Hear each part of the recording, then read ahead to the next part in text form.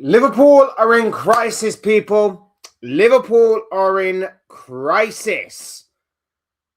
January the 26th, 2026.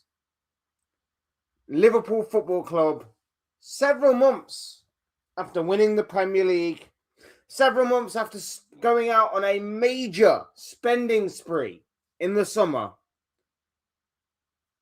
are in a crisis. A crisis.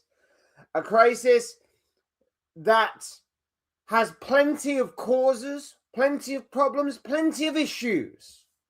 But no matter at what issue you look at, the root cause, the common factor, the common thread in all of those issues is the manager.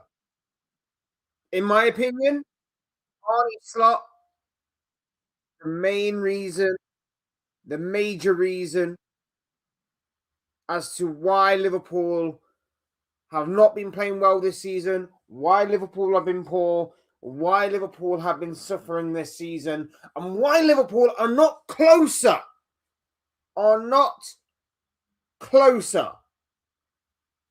to Arsenal, to the title race, than realistically they should be. And I am sick of the false hope every time we get a good performance and a good win. I am sick of the false starts. I am sick of just this season being such an up and down roller coaster. And now that I look at everything, now that I see Michael Carrick at Man United, now that I see Chelsea under Liam Rossini,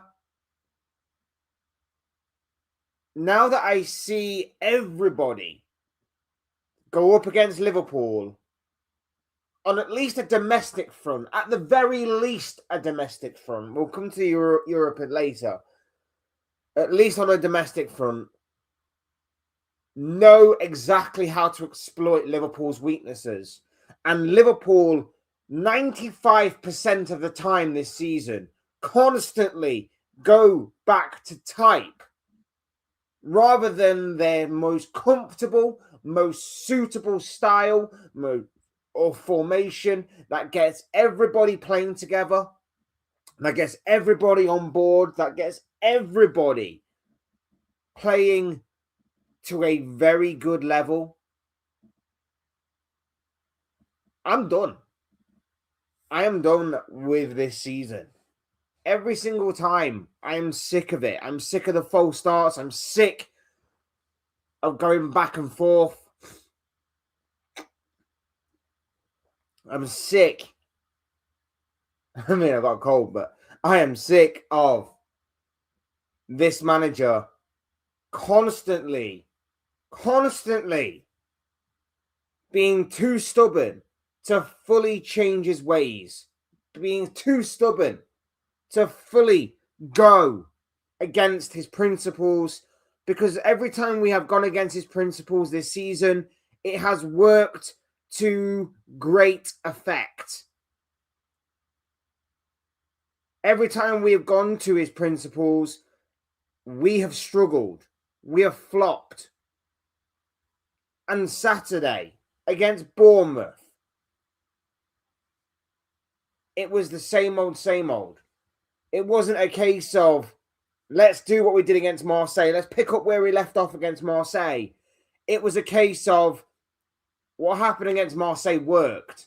So let's go back and try and do what we've done all season. Let's try and play a possession-based style. This team can't do that. Yes, the players have to take accountability. 100%. Players weren't good enough. But this is now 23 Premier League games into the season with 7 Champions League games on the clock, with 2 Carabao Cup games, an FA Cup game, and a Carabao and a Community Shield to boot. And this constantly happens. And you've got to look at the common thread, people. You've got to look at the common thread, in my opinion, and that is Arne Slot. Arne Slot sets the team up. Arne Slot tells them how to play. And if this was one or two individuals, you could maybe say this is not Slot's fault. But this is the vast majority of the team, the vast majority of the squad. This is a squad that is lacking in confidence, lacking in belief, that faces any kind of mild adversity and they crumble. And that relates down to the manager. How do we know this? Because every time that we faced adversity under Jurgen Klopp, every time that we face adversity or a lacking in confidence, Klopp would manage to get the best out of these players. Klopp would at least manage to get 100% out of these players in terms of work rate. If ever a Jurgen Klopp team was failing, it was always down. Well, not always, but it was 99% of the time down to just the legs going, getting old, maybe just too much of a trust and loyalty to the players.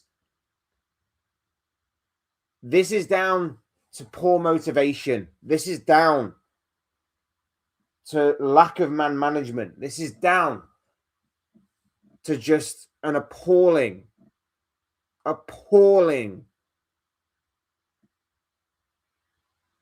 managerial moment. Or not even moment, but managerial spell that Arne Slot is going through right now. And I don't want to sound disrespectful to the man that got me my 20th Premier League title. Of course not. Of course not. I thank him for those memories. I thank him for last season. But the fact of the matter is that this season, he's taken on a job. He's taken on a situation that is well above and beyond his station. And now he needs to bow out, move on, and we need to move on without him for the best interest of Liverpool Football Club, for the best interest of him as well as a manager. You know, as good as and as amazing as what winning the Premier League is, you still spent 450 odd million on some incredible players this summer, and you can't get them all to play well because it's not the players. We know these players are good. We know these players are great. We know these players in certain cases are world class. And yet they're not showing it on the pitch. And why aren't they showing it on the pitch? Because they're playing in a style, a situation, a formation sometimes that just does not suit the players. Big up to everybody that's in the building right now. Do me a massive favor. Hit the like button and subscribe if you are new. Both things will always and forever be greatly appreciated. Really do appreciate each and every single one of you being here on this Monday morning. It's a brand new week and brand new, hopefully, optimism. And if everything that is buzzing around on social media right now is anything to go by, this could be a massive start to the week for Liverpool Football Club. If you follow Indy Kyler, look, obviously take what he says with a pinch of salt, but there seems to be a growing, well, depending on obviously who and what you read and everything like that, there seems to be a growing sort of belief in the Liverpool fan base that today could be the day that Arne Slot does indeed get the sack. Read into that what you will with all of Indy's tweets. But that could be the case today. That could be the case today. And it is being said that a certain Xabi Alonso is potentially waiting in the wings to take over. And I, for one, pray and hope that that is the case. But of course, we shall wait and see on that one. As always with these live streams and videos, hit the like button if you haven't already. Subscribe if you're new and want to see more content like this. Both things will always and forever be greatly appreciated. Cannot thank you enough for the love and support on the channel already. You guys are absolutely positively awesome. And hopefully this journey will obviously continue. So yes, if we can get that done, people smashing the like button and subscribing, that would be greatly appreciated from each and every single one of you. And of course, as always, let me know where you're watching from today. Let me know what you're up to today. Let me know what you are thinking and feeling, all things football wise, in the chat. Big ups to some of you people. We're going to get to the chat in a second. But yes, all of that good stuff make for great and interesting reading, I'm sure, as well as obviously be greatly appreciated by me. Luca Talks Dons was here earlier. Hope you're doing well, my bro. If you're still here, he says, hi, sack Arteta now. Luca obviously not happy about yesterday's defeat at the hands of Manchester United. I mean, just on that, we'll just quickly touch upon that. I'm glad in a way that United beat Arsenal for the spectacle of the Premier League title race. Obviously, it doesn't help Liverpool United winning, and obviously I never kind of want to see United win, unless obviously it does benefit Liverpool. So I'm not exactly happy in the case of it helps Liverpool, because it really doesn't. Although it does prove that a new manager can sometimes produce different outcomes, different results, and things like that. I think Arsenal is still going to win it. I think yesterday was probably just a bad day at the office. And let's face it, there were two absolute worldies of goals from both Dorgu and Cunha. And the other one was an absolute howler from Zubamendi. So I won't go too far in that direction right now. But obviously, if he does lose it, then I would completely agree with you. But until he completely loses it, you have to stick with Arteta. You're at too much of a delicate and vulnerable point in the season for that kind of call to be made, in my humble opinion. Manchester City winning the league. Arsenal were terrible. Title over. For me, recover from the pain. We need to go on a 5-winning streak. Even more, I'm not confident Leeds away. Do you think we win the next few? I will say you've not looked entirely convincing. Regardless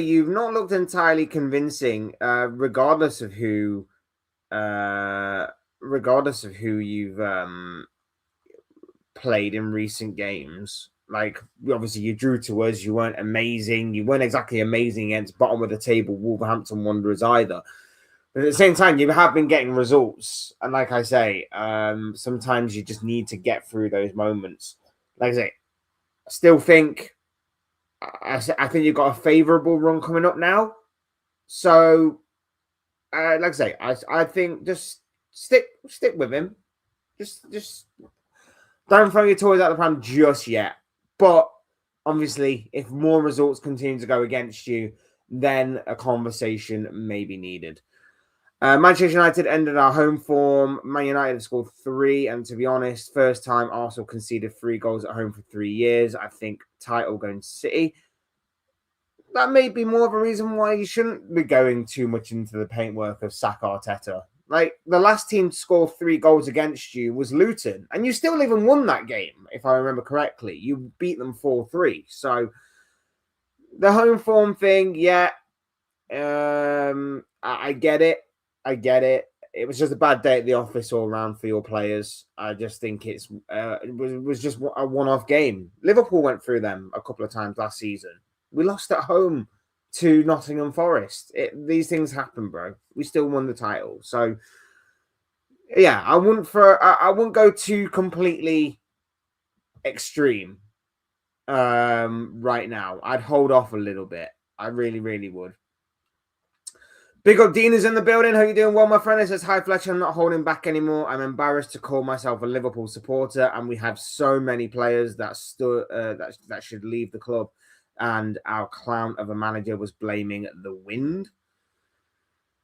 Yeah, I mean, Klopp has also been known to blame the wind as well. So I'm not exactly too fond of that, to be honest. But at the same time, look, it was a shocking day. Shocking day at the office for everybody involved again. And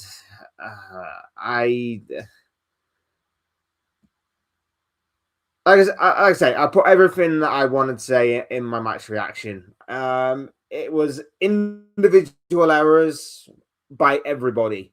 It was just a bad day at the office all round by everybody.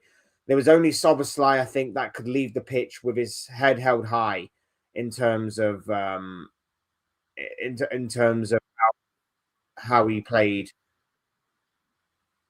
But yeah, I completely understand what you mean. Virgil van Dijk isn't it for me. He's a joke. He's been pretty poor. He has been pretty poor. Morning, Fletch. I bet you wasn't looking forward to this. Again, it's a complete contrast to the one we did after Marseille, isn't it? And that's the up and down season that has been Liverpool Football Club. That has been the up and down horror show of Liverpool Football Club this season in terms of how we've gone from really, really good, feeling really confident, to then the next game feeling really low and feeling horrible and depressed. Like that's just it. And if you don't laugh, you cry. I can name a handful of players that ain't good enough to wear the Liverpool jersey. This season, 100%. This season, 100%. There have been some really terrible performances. It's just, I just feel like it's a case of we've been so used to playing a certain way that when Slot comes in with his giant sledgehammer and tries to knock it all down and try and rebuild it in his image, it's like, what are you doing? Because the times where we have looked like the Liverpool of last season under Arne Slot, we've looked good. We did it against Madrid. We did it against Inter to a certain extent. We did it against Arsenal to a certain extent. And of course, we did it against Marseille, Frankfurt. It's when we've tried to play this possession-based football, which we are clearly not equipped to playing, by the way. We're clearly not equipped to playing this possession-based football, but for whatever reason, he wants us to pass teams to death. I think he's actually said that. I think he's actually said he wants us to pass teams to death. Well, we don't. We pass ourselves to death because we bore ourselves. We pass from Van Dijk to Konate, or in this case, Gomez, to goalkeeper, to right back, to centre back, to centre back, to left back, to centre back, to goalkeeper, to centre back, and we pass it from side to side. That's why we have the majority of possession. But we don't do anything with it, and we end up boring ourselves and killing ourselves. It's just the way that it has been all season long, and teams have worked that out. We only look dangerous when we play a more counter-attacking style, which is what we're more suited to. We allow opposition to have the ball more. We allow opposition to advance more honours, and then that means that there's gaps that open up. So the likes of Ekatike, Salah, Wirtz, Szoboszlai, and whoever else can actually get on the ball a bit more and start to look a bit more dangerous. It works in that sense. But for whatever reason, Slot does not want to play that way on a consistent enough basis because it goes against his principles. I'm sorry, but sod your principles. Play a way that suits the style of the team. It worked last season because we won the freaking league. So why would you just come in with your giant sledgehammer, knock it all down and go, we're going to rebuild it and I'm going to make it so it's really uncomfortable for each and every single one of you. I'm going to make it so that you're playing in roles that are not suited to you, making you look bad, even though, like I say, we kept the majority of the spine of last season. We may have changed our two fullbacks. We may have changed our main creative number 10, but let's face it, two centre-backs are the same, goalkeeper's the same, midfield for the most part is the same, and our main goal-scoring, attacking, and creative winger is the same. But yet, everything's now changed to a point where I don't recognise the spine of this team anymore. That's not anything down to the players. On a major scale, it is obviously partly down to them. They obviously have to do have to take some accountability for their own performances. Of course they do. But at the same time, Jesus Christ, the common thread here, people, is Arne Slot. It just is. It just is. And you're deluding yourself if you think he's not the problem. Big up Shay's in the building. Lovely to see you here, my friend. He says, how's he still not sacked yet? I've got no idea, bro. But maybe today is the day, if certain reports are to be believed. Did you see HITC 7's YouTube video on Karabag? I have not. I've not seen it. I mean, maybe we are waiting till after the Champions League phase is done to see where we stand in that competition as being maybe the only competition we can win this season. I would probably assume that that competition is actually probably more winnable for Liverpool than the FA Cup.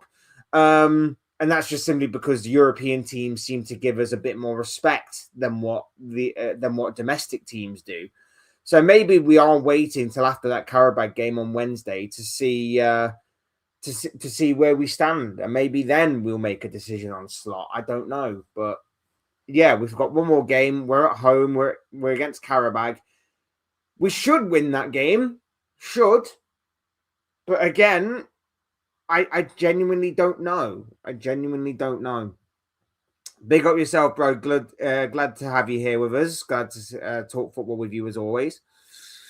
Bring back Ben Davies. We need one more centre back. Yeah, that added insult to literal injury on Saturday. Joe Gomez being injured again. But we didn't need or see Mark Gahey as a marketable opportunity in January, did we, Liverpool Football Club? No. Why would we see that as a good opportunity? Everybody and their dog could see exactly what was going to happen. And now we only have two centre-backs going forward, going into the rest of this season, and depending on, obviously, the extent of Gomez's injury. But it doesn't look good. It doesn't look good. It's an absolute travesty is what it is. An absolute travesty. Is what it is. But again, we have to question. We have to question what we are playing at. We have to question what these decision-making processes at Liverpool Football Club. Because right now it's not looking good. We need centre-backs. And if we don't need them now, we definitely don't need them in the summer. So we might as well get them while we can. Except we've just missed out on a massive opportunity with Mark Gahey, as I previously stated in previous videos and live streams. Mark Gahey was there for the taking, and we missed the boat completely. A horrendous missed opportunity by Liverpool Football Club that we will later come to regret if we're not already regretting it right now. Did you see Adam Wharton transfer rumour today? I did. I'd be excited if he does come in, but I'd be more excited if he was coming in with a different manager that would properly use and nurture his incredible talent. I think he's the perfect midfielder for what we need. But I have, as I've said, all transfer window, and even before the transfer window opening, we could go and get the world's best players in every position. And I still wouldn't trust Slot to know what to do with them, which would make them seem bang average, which would make them seem poor. I don't think signing new players is going to help this situation. The only thing that will help the situation is either plan A, Slot ditches this possession-based style that he seems so arrogantly and ignorantly playing because it suits his principles but doesn't suit the team. Or B, we get rid of Slot and we bring in someone that does connect with the team in a better way than what he's doing right now. I cannot see Crystal Palace selling Adam Wharton this month in January. They're a sinking ship right now. Their manager clearly doesn't want to be there. They've just lost their best defender. Their striker wants to leave, and it seems as though they're facing either the immediate transfer window or the summer transfer window, in which they're going to lose one of their star players in Adam Wharton. So Palace are in serious trouble right now. Like, it's going to be interesting to see what happens with Palace over the next several months. But it's incredible the way that they've nosedived as well. The performances haven't been great. The results haven't been great. But do you want to know who their last win was against, by the way? Let me just double check to see if I've got this right. I believe their last win in all comps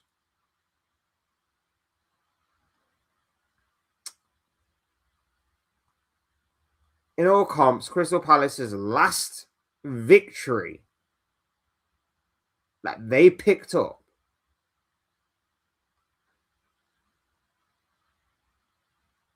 I was against Fulham. I was expecting it to be against us, to be fair. They beat Fulham 2-1 at the beginning of December. I thought it was against us. Okay, that's kind of a mute point now. But yeah, they've not won since the beginning of December. They've been on a poor run. Things have nosedived completely as far as what Oliver Glasner and Crystal Palace are concerned. Slot had his chance to put his stamp on the team, and he failed. Yeah, absolutely. I couldn't agree more. I could not agree more. And last question for now: do you see Andy Robertson leaving? Well, the interesting thing with Andy Robertson is that it seems as though Liverpool have pulled the plug on the Andy Robertson deal, which is interesting. Reports are suggesting it's not completely dead and it could reignite as the closing days of this January window come to an end. But the interesting part obviously is that it seemed like he was going to be going. It seemed like it was going to happen.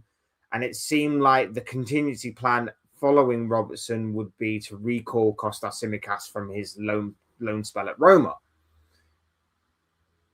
Now it hasn't happened.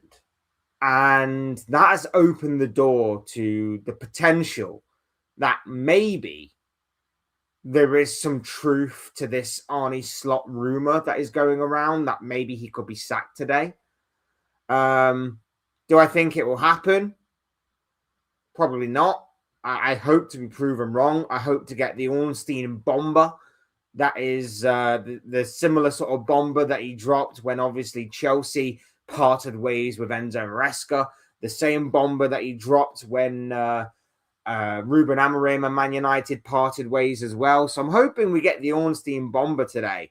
That obviously Slot and Liverpool have parted ways, but you know, that maybe the two things do coincide. Maybe they're two separate issues. Maybe Liverpool looked at the injury to Joe Gomez and basically said, you know what, we can't really risk it. I don't know, but it's an interesting one to say the least. Kostas Tsimikas could return from Greece. Fletch calls him the Greek Scouser. Yeah, he's our Greek Scouser. Interesting to see what happens with Tsimikas, to be fair. It's a brand new day. Yes, it is. Big up the reviewer who's in the building. Hope you're doing well. Manchester United, after Fergie, have spent years stacking managers, projects, and it didn't work. Same with Wenger. Arsenal have won nothing. Let's not panic. The thing is, no Liverpool manager has ever had this much amount of money spent in one window. No Liverpool manager has ever had this amount of ambition thrown behind them. And it's proven to be a complete failure so far. You can't be this amount of points behind the league leaders. And you want to know the frustrating part about it? If we'd have turned some of these draws that we picked up in this underwhelming, uninspiring, unbeaten run into wins, we could be a lot closer to Arsenal than what we are right now.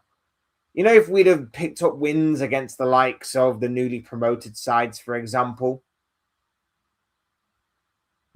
That's 8 points. That's 8 more points in those 4 games that we played. Burnley at home, Sunderland at home, Leeds at home, and Leeds away. 8 more points, not to mention when we drew to the likes of Fulham.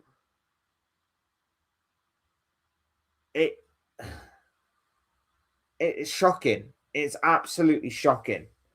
Shocking to go into the season as Premier League champions. Shocking to go into the season having spent 450 odd million, showing incredible signs of ambition.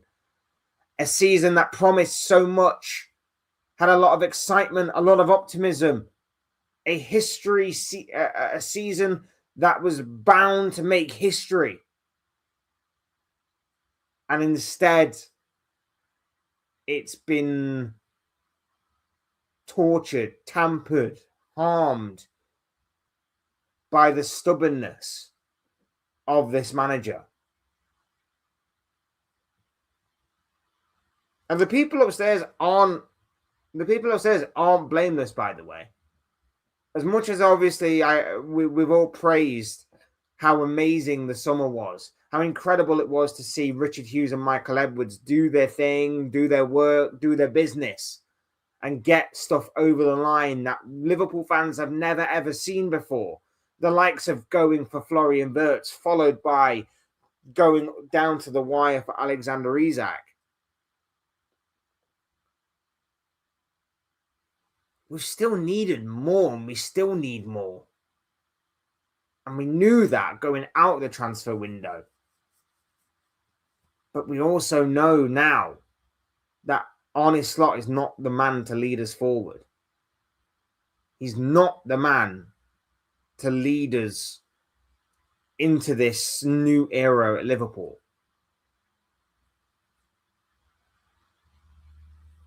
He just isn't, unfortunately. He's a manager that can punch up. He's a manager that can overachieve, as proven last season. But he's not a manager that can punch down. He's not a manager that can handle the level and weight of expectation that comes with the territory of being the champions, of being the biggest spenders in the transfer window. He's just not that guy. He's just not that manager. Indikaila Tsimikas could return. Yeah, a lot of people are running with that story. Depending on how the Robertson situation works out. The reviewer, Liverpool cannot do the Dortmund mistake, which is repeatedly bringing in a new manager.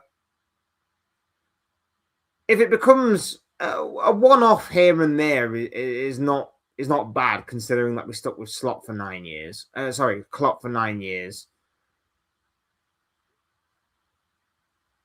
understand that. I understand that point. But at the same time, we need to think about what's best for Liverpool Football Club. And what's best for Liverpool Football Club right now is to save the season. We're seeing a potential revival of Man United and Chelsea. Still yet to be proven. But they've started off their new manager bounce, shall we say, at the very least, for right now, in the best possible way. We're currently 6th. We're currently in a Europa League spot.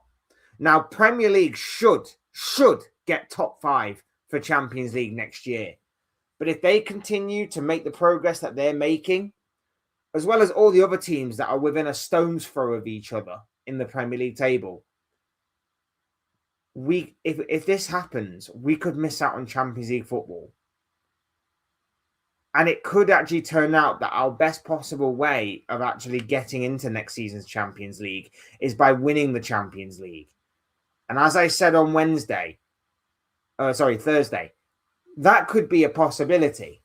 It could be a possibility. But we would need a massive stroke of luck if that is to happen. And mainly, that stroke of luck involves us dodging the likes of Barcelona, Bayern Munich, and PSG. Because I do feel like with the way that we play in the Champions League this season, we could beat anybody across 2 legs. It would be a struggle. It would be dramatic, but we could. But if we come up to one of them teams, we're getting slapped off the park. We are getting dominated on the park. And then our season's completely over. I don't see us winning the FA Cup. I don't see us winning the Champions League. And then getting Champions League football for next season is in serious, serious jeopardy. At least if we roll the dice, we have a better opportunity, in my opinion, of those things happening. Not a foregone conclusion, obviously. But it puts us in good stead for the here and now and for the future. I'm watching from Southwest London. Big up to you, my bro. Does Indicailer work in KFC or used to? That is the rumor that's going around. Seems like he sold his account, though. The reviewer says he agrees to stick with slots. Is it just you don't want to see Liverpool go down the route of chopping and changing managers? Is that the only reason why? I'm just curious to know why anybody is still slot in, other than obviously being a rival fan, because I understand why rival fans would obviously want Slot to stay. But I'm just curious to know if there are some proper slot inners in the Liverpool fan base. What is the reasoning? Is it just because you don't want to maybe see Liverpool chop and change manager? I'm just curious. I just want to know. He ain't gonna get sacked since he blows Mike Edwards Cotwell. Big up to you, my friend. Lovely to have you here with us. I don't even know what to believe anymore. I genuinely don't. When we get Premier League predictions video from this week, you've been a little late in the last week and so. Well, it came out Friday. The other one came out Friday. I had enough time. As long as it comes out at least a day before, it's fine. But yeah, I don't know. Is there any Friday games this week? Obviously, we've got Champions League, so there probably isn't a Friday game, to be fair. So it's usually Thursday or Friday. Hughes loves to what? Okay. Guy's a bit crazy. Marseille made us look good. They're horrendous. They're a good. They're a decent side. They are a decent side. Look, I don't go down the route of Marseille made us look good. I think De Zerbi is a very good coach. Plays some good football. They look good. I just think on the day we just had a system that suited us. Everybody that played against Marseille looked comfortable. Everybody that played against Bournemouth looked uncomfortable.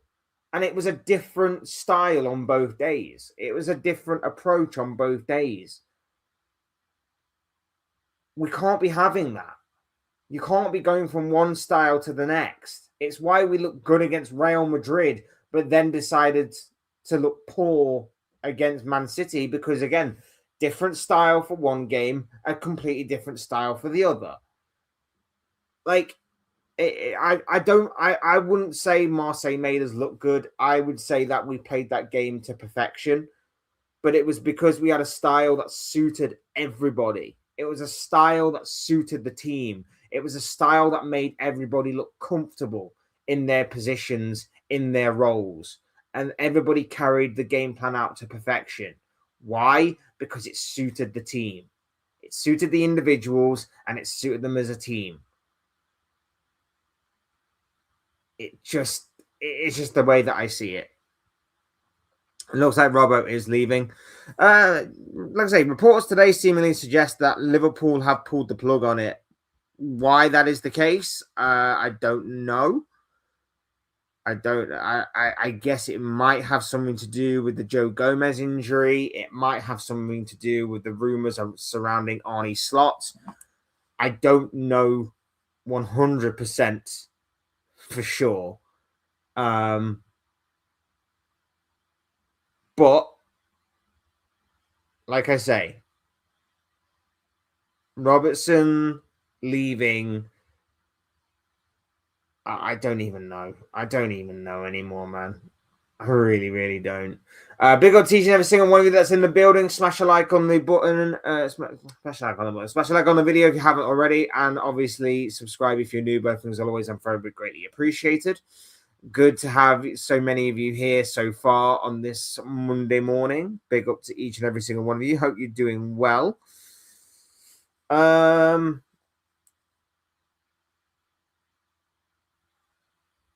Sorry, just going through a couple of things.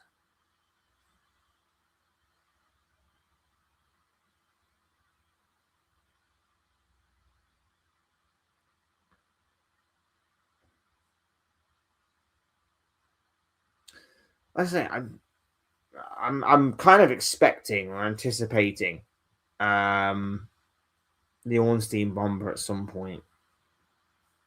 I kind of am, but I'm kind of not at the same time. Or I'm kind of expecting Ornstein to put out a tweet or a statement or a report or something that basically says he's got 3 games left to save his career at Liverpool.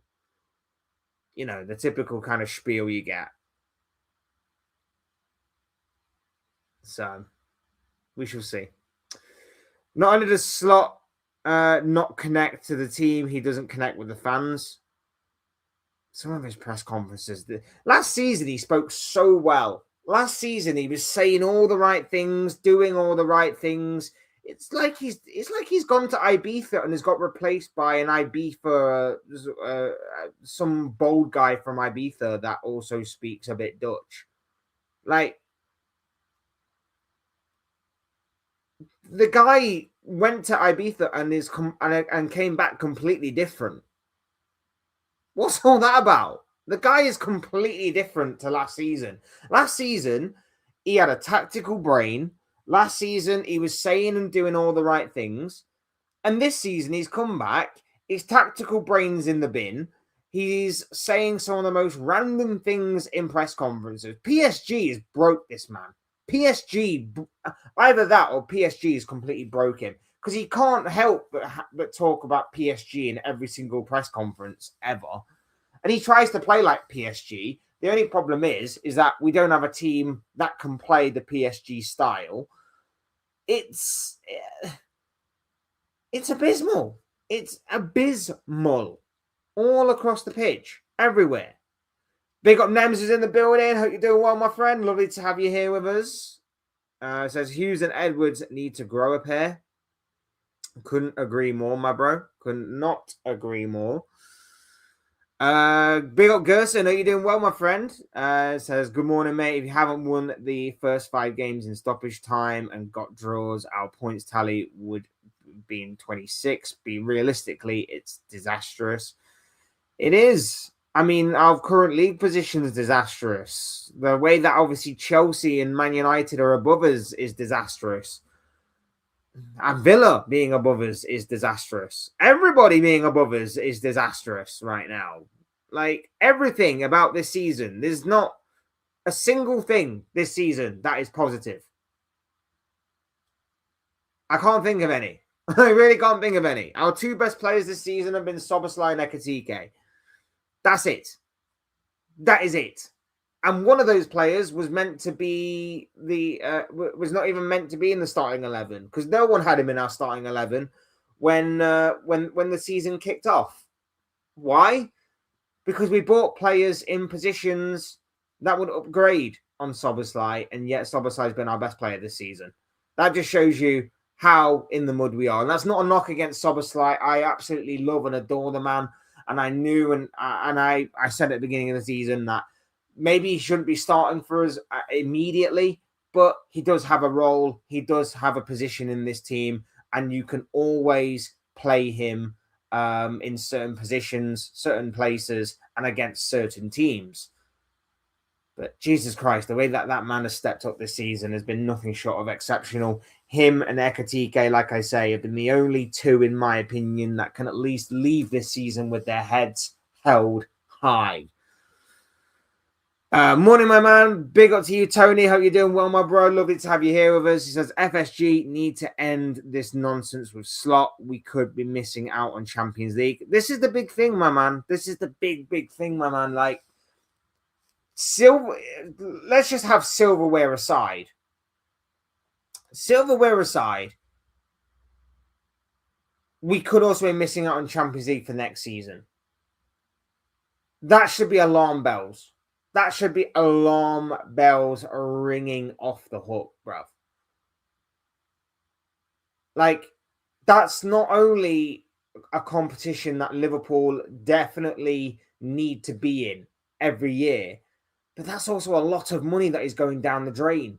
And especially after spending so much last season, that obviously needs to be, reinvested in the club somehow.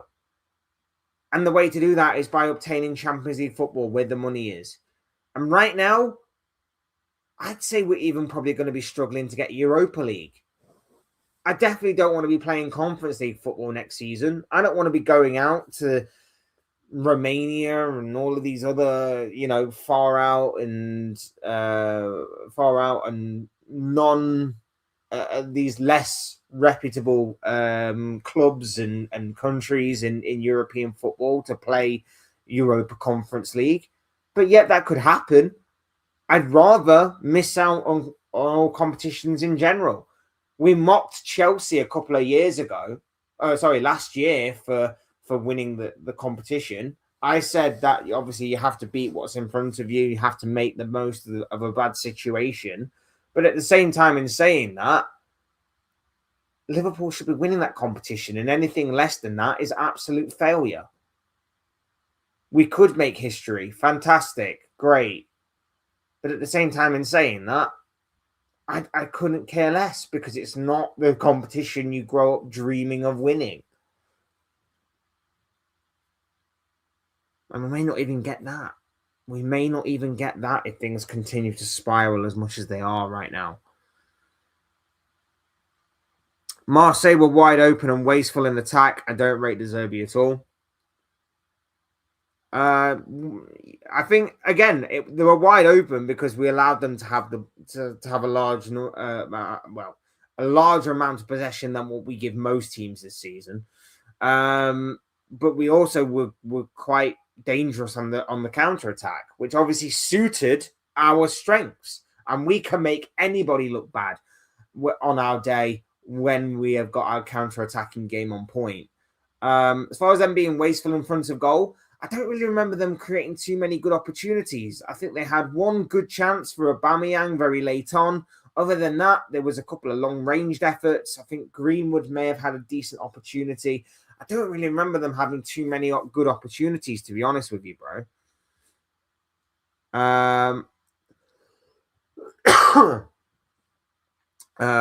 Big up, bro. Who you doing well? Says new manager brings new ideas, new potential problems with players and FSG. Hughes, Edwards, new manager won't fix things overnight. No one's saying it's going to fix us completely. No one is sat here saying that that a new manager is going to fix us completely. And if anybody is saying that, they are deluding themselves. Look at United. Look at Spurs. They can go through manager after manager, and guess what? Nothing changes. But here's the difference. Liverpool are, to an extent, a good run club. We have problems. We have areas that we can improve upon. Of course we can. But a new manager will at least fix problems on the pitch. Off the pitch, Hughes and Edwards 100% need to get their act together. There are certain things that obviously need to change off the pitch. But it doesn't seem like everybody is singing off the same hymn sheet. And I just think a new manager is going to get things done on the pitch properly. I think off the pitch, things can then start to improve. I just think this season, I just think there's been a rift that has gone on behind the scenes. It has to be. There has to be some sort of rift that's opened up behind the scenes between everybody. There seems to be it wasn't that long ago that we were hearing stories about how Arne Slot and Richard Hughes and Michael Edwards were not exactly happy with each other because the club wanted more focus on the youth. Slot didn't want to focus on the youth, such as the likes of Engamoa and Trey and Yoni. So I understand what you're saying. It's not going to be fixed overnight. And we can look at other teams as prime examples of things that don't change just purely based on the manager.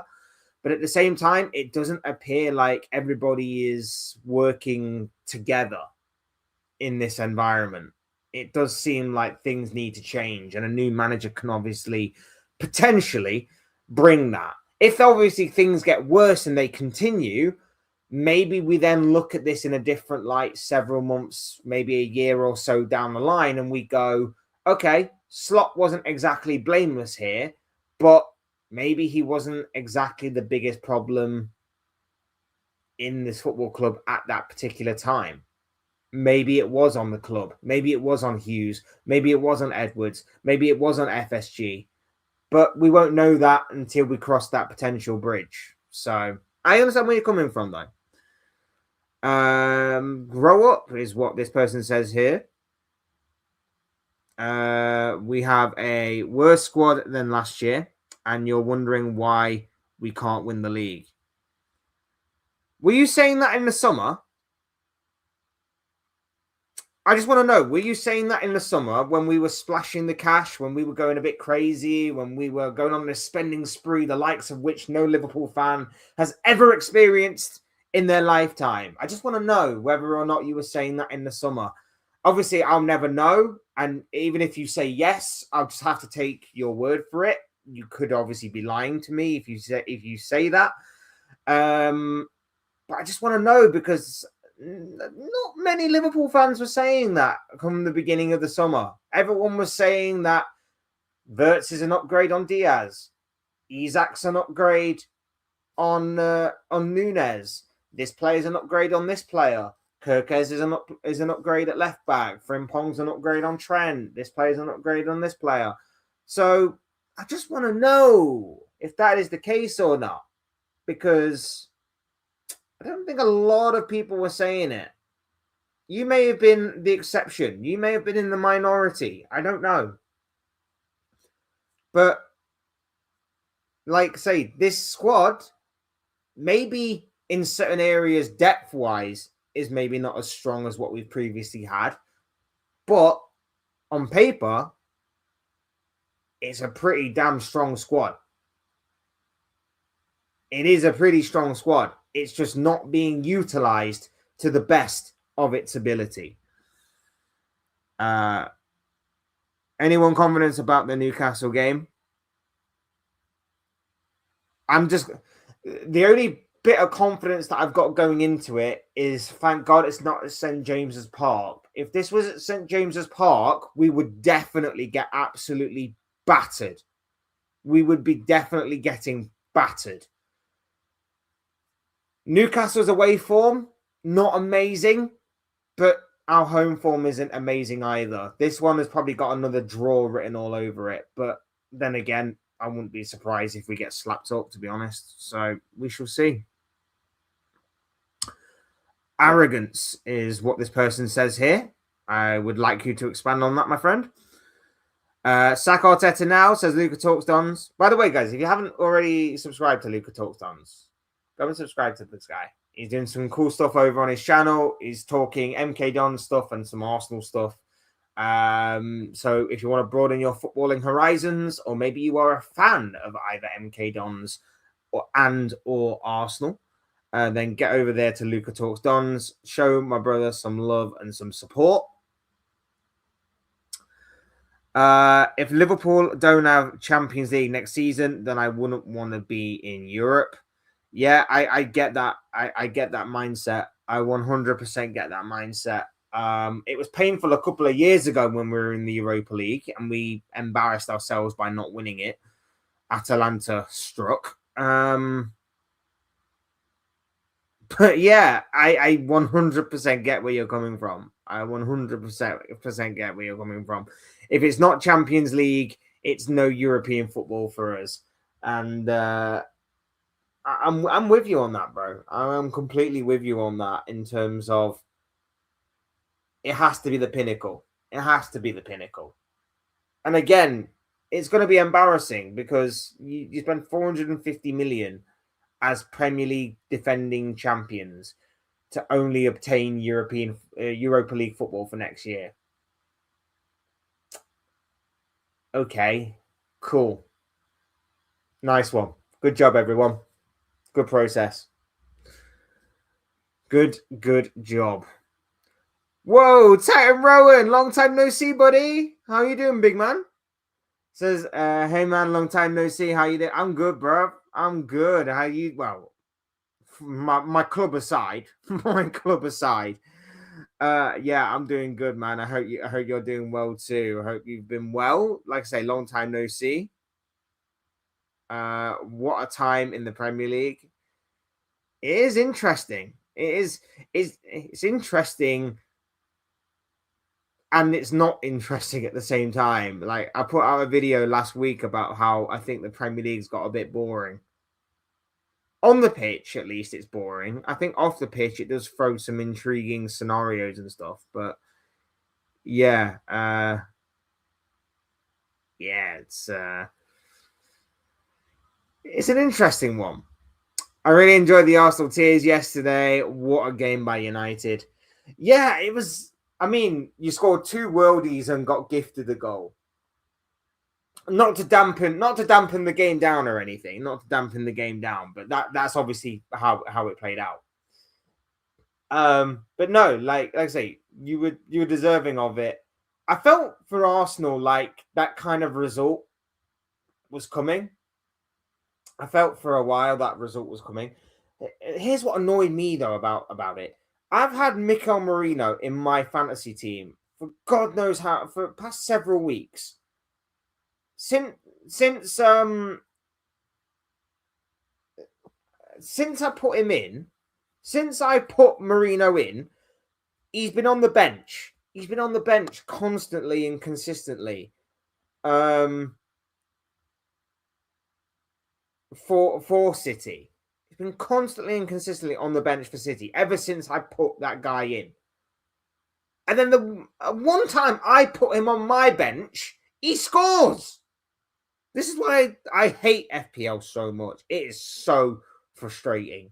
It's both amazing and frustrating at the same time. But the one time I put in Merino is the one.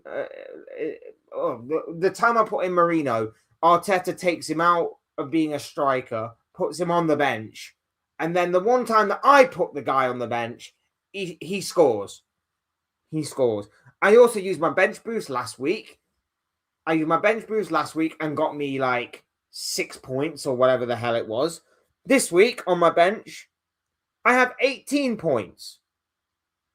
I have 18 points on my bench this week because Anderson got me 8, Merino got me 7, and the other 2 got me 3 points apiece between them. Like, so frustrating FPL. So frustrating that Merino actually scored. He's on my bench. That was annoying. Anderson was on my bench. There were players on my starting 11 that didn't get me any points. I should have used my bench boost this week. I used it in the wrong week. I'm so frustrated with FPL. But yeah, back to the actual game at hand. Yeah, I feel like the result was long coming for Arsenal. I did feel like they ran their luck at times. I feel like this may be the kick up the backside that they need to maybe refocus and to not lose sight and get ahead of themselves a little too much. But at the same time, I do hope that this is the beginning of their downfall because it did seem like they were so frustrated. I saw a lot of Arsenal fans online claiming that the Maguire handball was a genuine handball. It's amazing that they can definitely see that was handball, but yet the Martin Odegaard one of like a couple of years ago, definitely not a handball, apparently, according to them.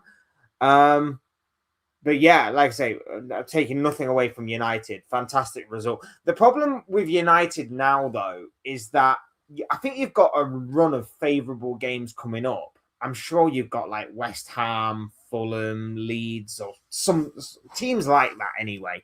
Much more favourable games than Man City and Arsenal. The problem with the problem with United now is not going to be those games. Those games against City and Arsenal and stuff. We know that United can get motivated for those games. Even under Ruben Amorim, as poor as what you may have been, you get motivated for those games regardless because you're Manchester United. There's a history there. There's a rivalry there. Whatever. It's going to be about the games against the teams that are in and around you that are really going to be the difference makers, that are really going to test whether or not this new regime right now under Michael Carrick is going to work for the rest of the season or not. Those are the real tough games because you can get motivated for City. You can get motivated for Arsenal. There's rivalry there. There's history there.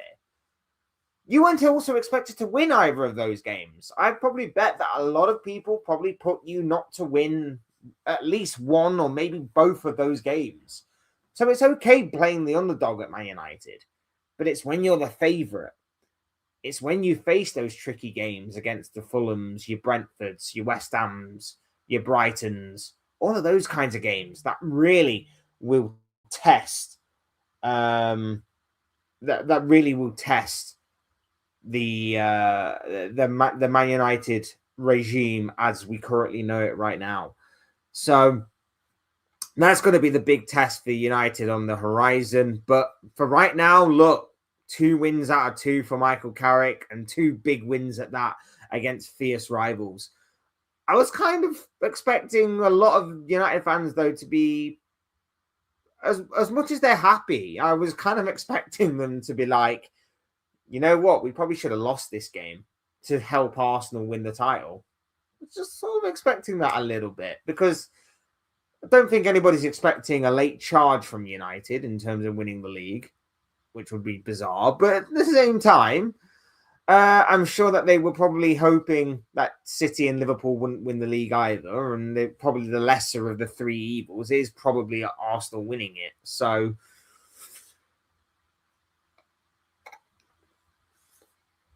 like I say, it's an intriguing one.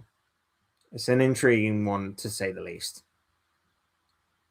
Last time I joined you guys are champions, what happened?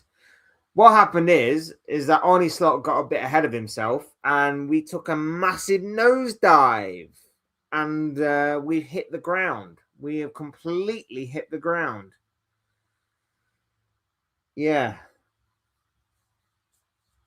Opportunistic for you to join us at this opportunity at this time, bro. Opportunistic from you, I have to say. No, always good to see you, my man. Always good to have you here. Arteta, 1 billion backing, 7 years, and playing corner FC like the Prem should lock into how illegal their corner is. Like the goalkeeper cannot do anything. New rules should be made. It's strange as well because normally the goalkeeper does get a lot of. I've seen a number of times the goalkeeper normally gets away with it from corners. You know, the goalkeeper normally gets away with so much. Normally gets a lot of leeway in those situations. But past few, I think there was another one that happened not so long ago. I think it might have been on a defender or a goal. I think it might have been on a goalkeeper. I can't remember what game it was now, but a team scored a very similar sort of goal against. I can't remember who it was, but the goalkeeper was claiming it was a foul and claiming like, oh, I couldn't see and got obstructed and held back and all of that stuff. I don't remember who it was now, but it does seem like referees and officials are not giving goalkeepers as much as much as what they were doing in previous times. Because I've seen goalkeepers get away with a lot, by the way. I've seen goalkeepers that have been very minorly impeded or obstructed in some sort of way, shape, or form that have managed to get away with goals being chalked off because of it. I remember even my own club. I remember Alisson against Man City. Not last season, but I think the season before, get impeded at a corner, and it seemed extremely soft. It seemed extremely soft, but the referee decided not to give it, and the referee decided to go in favor of Alisson in that situation. But I thought it was very soft. I think I called it out in the match reaction that I did, if I remember correctly. But yeah, like normally goalkeepers do get the benefit of the doubt in those situations, but in that situation he didn't. And what I will say on Arteta and Arsenal, look, I think Arsenal have been the best of the teams this season. And I don't give any credence or any credibility to this notion that they will be weak champions or, you know, they're undeserving of it. They've found ways to win. There is more than one way to win a football match. There is more than there are a number of ways to exploit and to make your own advantage in the world of football. All I say is that if I was an Arsenal fan, how they are playing right now wouldn't exactly be to my personal liking, my personal fondness. That's all I'll say. That is all I will say on now. Like I say, if they go on and win the league by doing it how they want to do it, if he wants to go the whole Frank Sinatra, he did it his way, Arteta, then fine, fair enough. But there's no doubt in my mind that Arsenal were playing better football and they were easier on the eye a couple of years ago, 2 or 3 years ago, than what they are right now.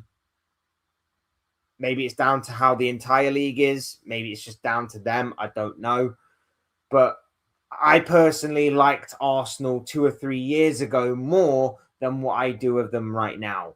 And that is having spent more money being thrown at this squad, more time being invested in this manager, and them having the perfect opportunity to go and finally win the league because everybody else has fallen off. And yet, I'm still hoping and praying that at the end of this season, Arsenal still remain trophyless. I'm hoping City win the Carabao Cup, as much as obviously that would be annoying, but it is what it is. I'm hoping Liverpool win the FA Cup, but I doubt it. So I'll go with an underdog story. I'll go with whoever the lowest league team, Macclesfield. We'll go with Macclesfield. We'll go with the team that knocked out Crystal Palace. Macclesfield to win the FA Cup.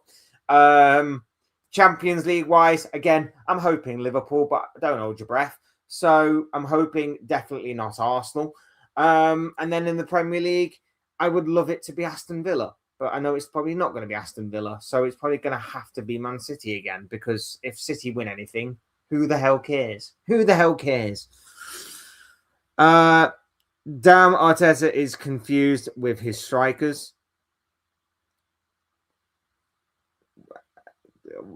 Where was that £65 million worth of striker who apparently occupies 5 different defenders for everybody else to score?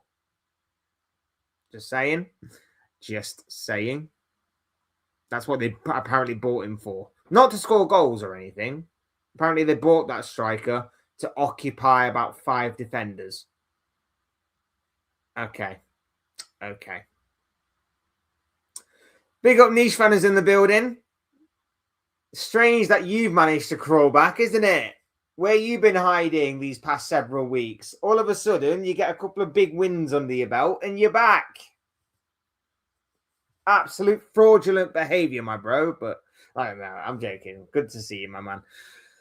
Love the hair as always. Carrick's at the wheel, and we've just smashed the top 2. Slot's gone in weeks. We're the real Reds, lad. Xabi ain't gonna save you. That's what you think. That's what you think. But you've been wrong so many times before, bro. You've been wrong so many times before. You were. It was only a certain amount of time ago that Ruben Amorim got a couple of wins under his belt, and you were saying the same thing about how Amorim's back and how Amorim's finally getting things right, or whatever it was that you were saying. Anyway, you were bigging him up. Then you disappeared for a few weeks because United's form dipped, and now you're back. Let's see if you're back after Fulham this weekend. Let's see if you're back in a few weeks' time when, maybe results don't quite go according to plan. We shall see, bro. We shall see. True, Fulham next weekend is a real test. Yeah, absolutely. Absolutely. They're on a bit of good form as well, Fulham. Picked up a big win at the weekend. Harry Wilson once again dragging Fulham to a big win. So we shall see how that one goes. It could be an interesting fixture. No, I'd rather want City or Liverpool to win the league. No joke. I really can't stand Arsenal. That's big coming from you as well, considering who you support. So that's really big. I always see it as if City win the league, it's like, who cares? Plus this looming shadow of 115 charges, which, by the way, the mainstream media and everybody else seems to have forgotten about. Fan content, we've not forgot about it, but it seems that everybody else has forgot that City are facing 115 charges, which was meant to have reached some sort of verdict last year, but hasn't, for whatever reason. So I don't know what the hell's going on with that, to be honest, but we shall see. But yeah, I personally don't want Arsenal to win it because certain sections of their fan base are unbearable.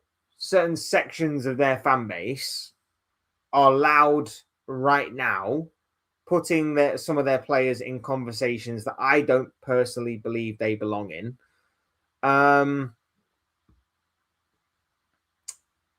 And therefore, that when they eventually do win something of major significance with this current squad, they're going to be even more unbearable. So, yeah, that's my reason. If City win it, it's like, who cares? But if Arsenal win it, I will probably have to go deep sea diving for a good amount of time just to get out of range of Arsenal fans that are going to be absolutely gassing up Arteta as being one of the greatest of all time, trying to spin this league title about how it's a true fairy tale story, about how he defied the odds, about how the hero eventually got his reward at the end of the story, and making up all other kind of ridiculous notion and BS and stuff like that. So yeah, if that is to actually happen this season, I've got to kind of get out of that kind of realm before Arsenal fans completely lose their minds. We've got Palmer, Belieber, and Wharton incoming. Total spiritual rebirth. Okay, dude. It's nice to know how your EA Sports career mode is coming along. So I always like the update, my bro. So, yeah, big up to you on that one. You've somehow managed to convince Palmer, Belieber, and Wharton to join your EA Sports career mode. That's very good on you. Or are you playing Football Manager? Which one is it? Drop it in the chat, bro. I'd love to know. Glazers spending Ineos spending big in the summer. Dorgu and Ahmad are now £80 million players. Oh, God, he's reached full delusion. He's reached full delusion, people. He's won a couple of games and he thinks Ahmad and Diallo Sorry, Ahmad and Diallo, they're both the same player. Ahmad and Dorgu are £80 million players. Oh, this is why United fans are the gift that keeps on giving. As proof by Liverpool, just because you spend big does not mean that you are guaranteed anything. And B, if Dorgu and Ahmad are both £80 million players, Jesus Christ, what kind of transfer world are we living in? Because if that's the case, then Kostas Tsimikas is worth at least 50, and Federico Chiesa is, if Ahmad's worth 80, then Federico Chiesa's worth probably 75, 85, somewhere in that ballpark. Like, if we're going off your logic, then that's the case. That is the case. But no, I've missed your delusion, bro. I always like that. That's one of the silver linings of United winning. It's one of the silver linings of United winning is that I can guarantee you'll be here on these streams and you'll be putting in some random deluded BS. I absolutely love it. I love it. By the way, I hope I didn't change the subject of the stream randomly with my questions, bro. Honestly, like, I have a main talking point on every video and live stream that I do. I have a main talking point, but like I say, these videos are as much the viewers' videos as they are mine, and I always enjoy talking football, which is why I do this thing. I always love doing it, and I appreciate the comments, regardless of what they're about. I appreciate the comments. I appreciate the interaction. I appreciate each and every single one of you getting involved, which is why, like I say, I have a main talking point.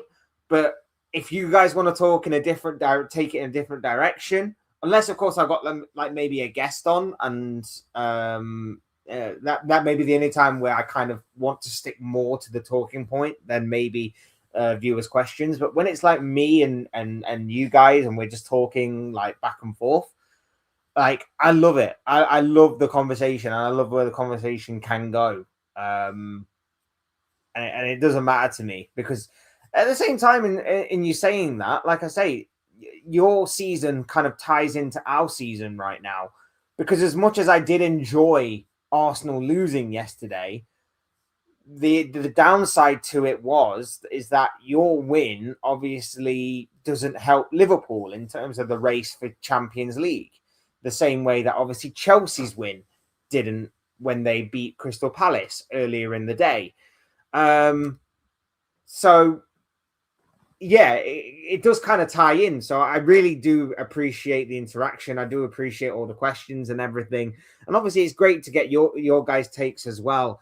And like I say, I encourage the interaction. I encourage everything to do with fan interaction. It's why I do this. I love talking with you, and I love talking football with each and every single one of you. But that doesn't mean we can't venture into other areas as well, whether it's other areas of conversation in the world of football, or whether it's other areas in life as well. Like, you want to tell me what you were up to today? You want to tell me like what you did at the weekend? We can go for it. Absolutely, 100% go for it. It's about building a community, not just purely based on football, about other areas as well. And that's what we're looking to do here. That's what we are, what we're trying to build here. That's the goal. That is the goal.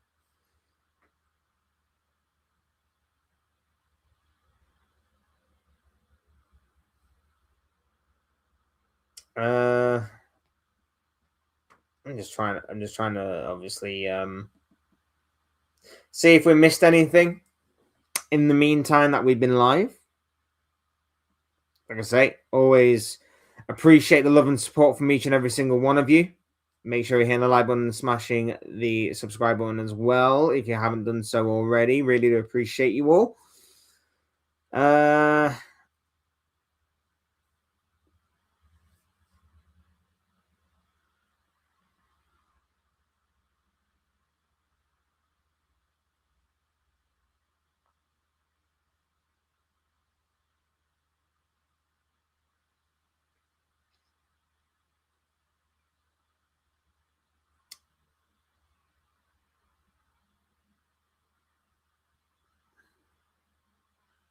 So I was just rereading what Indy Kyler put last night, just in case there is an element of truth to what he has said. And apparently, he says breaking bombshell alert. This was at 10 o'clock last night. Sorry, just quarter to 10 last night. Arne Slot's future to be completely exposed Monday, 10 a.m. morning sharp. Our exclusive high-level source just WhatsApp. Get ready, it's a massive bomb. So, people, we might as well go to at the very least 10 o'clock on this. We might as well at the very least go to 10 o'clock on this and see whether Indy Kyler is has actually got something, or whether or not this is just total BS. What are we thinking? What are we thinking? Are we actually going to get something at 10 a.m. today, or is this going to be or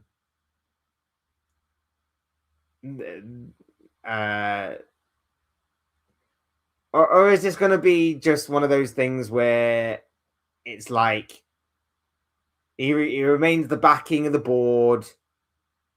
He's got 3 games to save his career, though. Is it going to be one of those ones, or is it going to be he's completely gone? Because I'm obviously hoping for the latter on that, but we shall see. Like the stream, your best Liverpool streamer out there. That's not a compliment, by the way. Cheeky git. Love you, though. You too, man. You too. Like I say, you keep things interesting. When you're around anyway, you know, when United haven't won for a few games, you weirdly disappear for a bit. But whenever, like, you know, United give you a little bit of hope, you're randomly back, which is interesting. So, yeah, but love you too, man. Love you too. Slot's gone. Getting Indy Kyler are a trusted source. 100% happening. Like I say, he's built up his credibility over the course of the past year. So maybe there is some truth to it. I don't know. We shall see at 10 a.m. We shall see at 10 a.m. if obviously this is the case or not. We shall see at 10 a.m. whether or not there is an element of truth to Indy Kyler's reporting on Slot's future being exposed. Could be a big day for Liverpool then. It could be a big day for Liverpool. Or it could just be business as usual. I'm expecting it to be Karabag. I'm expecting Karabag to be I think I think it would be one of those things where it's like, you know, if he wins against Karabag, he'll have 3 games in the Premier League or whatever to save his career. I think if we lose to Karabag and we lose out on automatic qualification to the round of 16 and we have to play those 2 extra games, I think it could potentially be a case of, you know, that way he might be gone. He might be gone then. I don't know.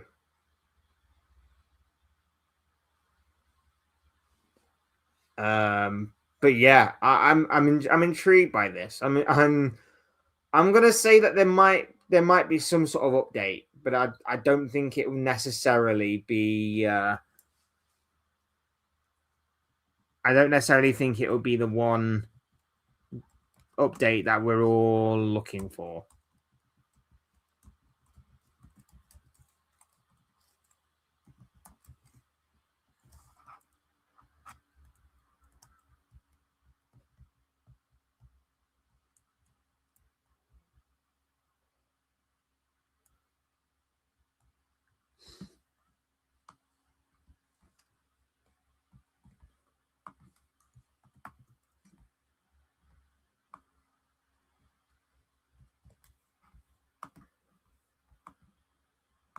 Just sort that out. There you go. Even better.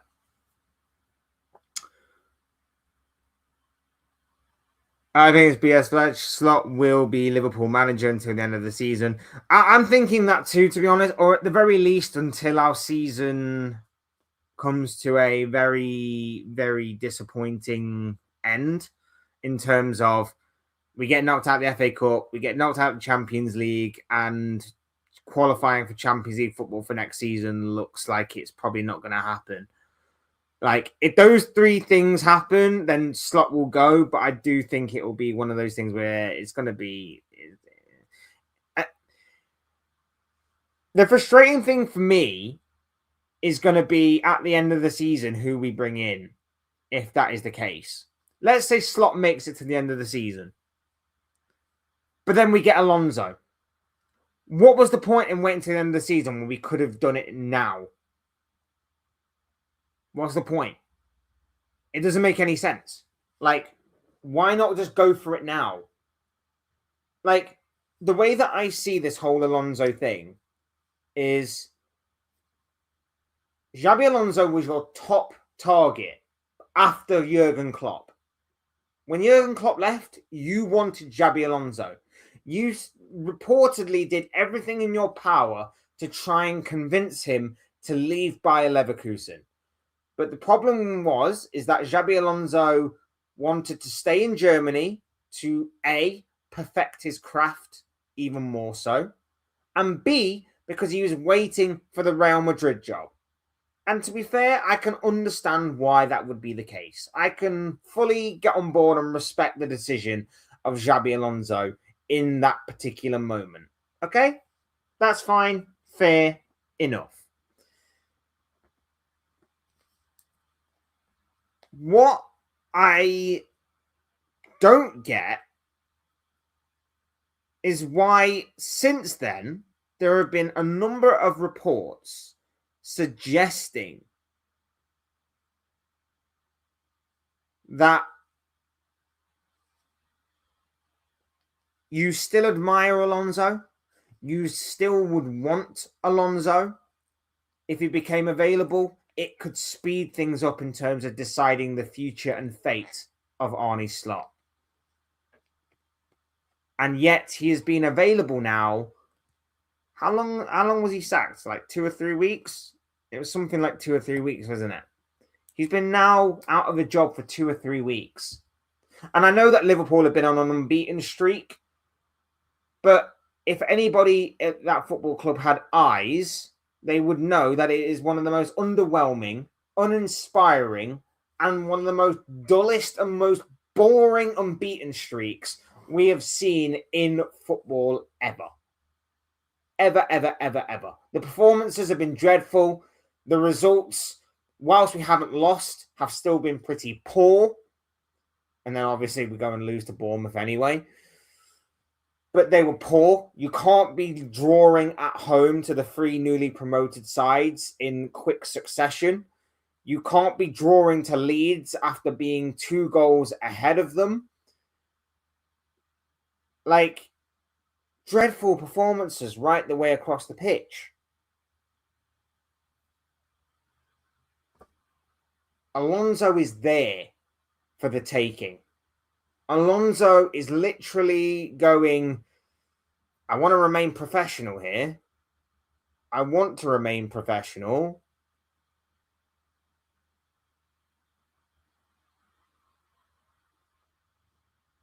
But I'm kind of at the same time telling you, I'm free, come and get me. That's pretty much what Alonso is seemingly, to me at least, practically saying. Why are we waiting around? Why are we waiting around? Especially because, in my opinion, and I said this the other day as well, the way that I look at Man City, for example, in the case of Manchester City, City and Guardiola could be parting ways at the end of this very season.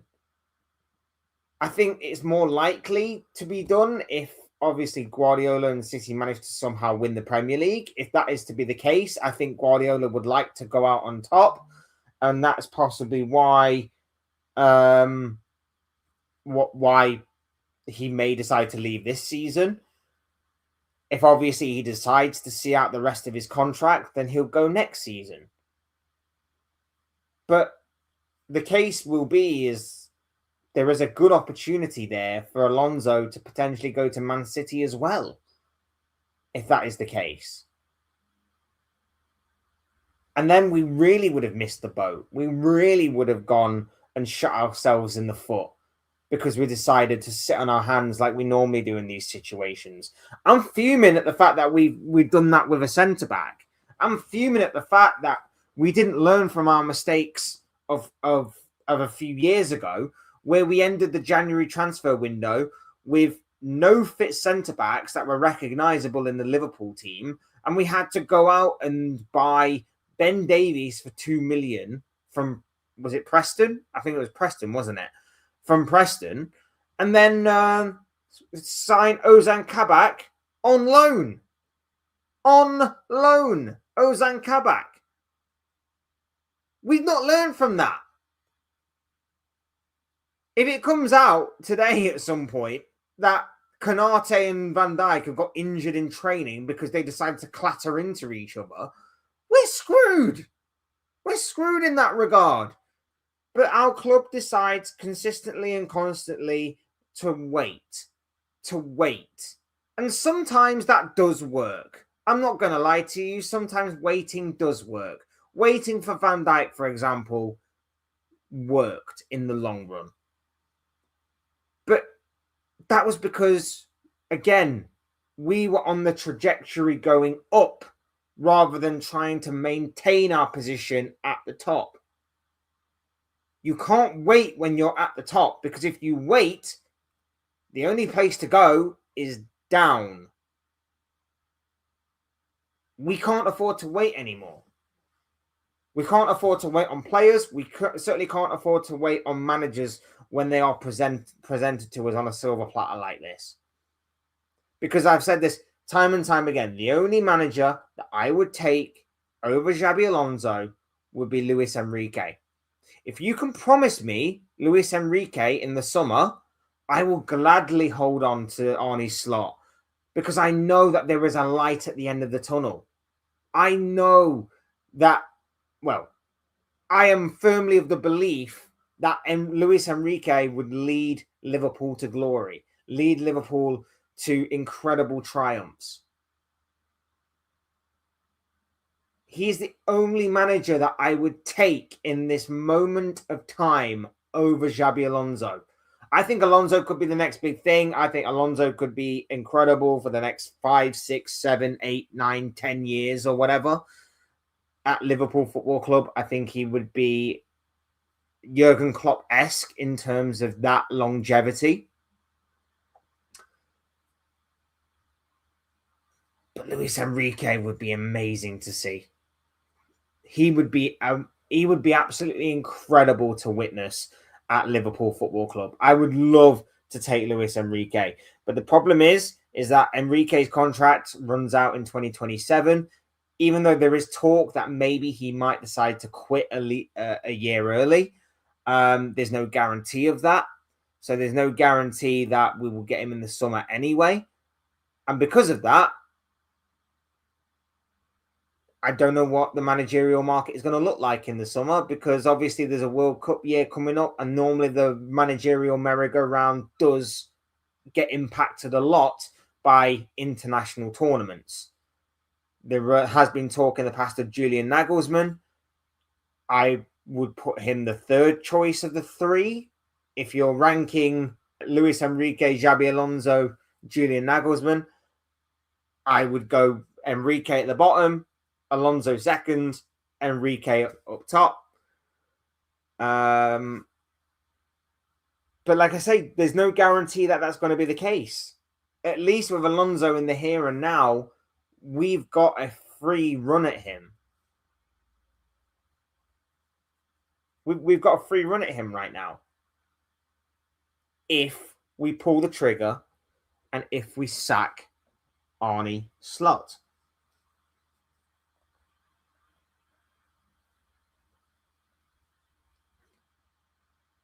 But like I say, there's no guarantee on that. There's no guarantee. There's no Nostradamus or psychic training.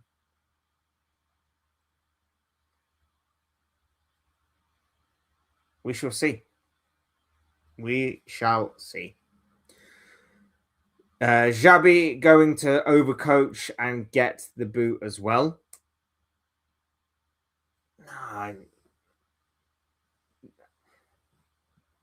Did you not see him at Real Madrid? Did you not see him at Bayer Leverkusen? This guy will work. This guy will work at Liverpool.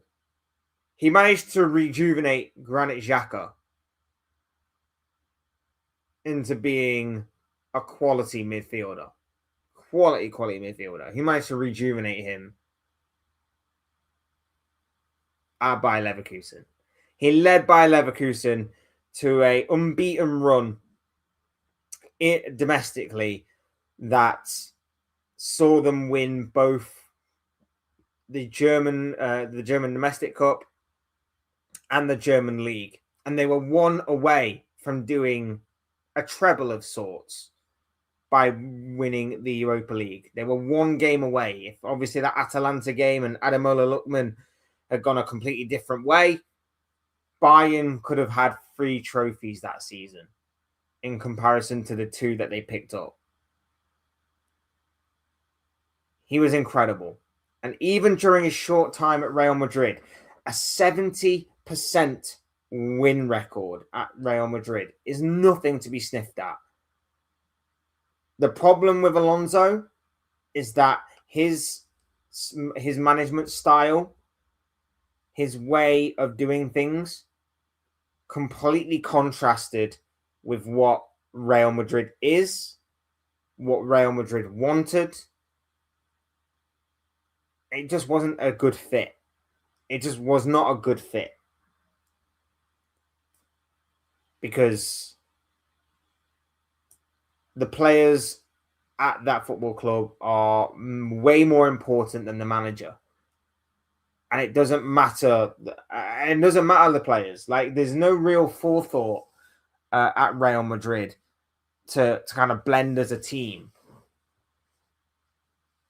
The idea is that they are more individuals that the manager just has to put out on the pitch and make it work.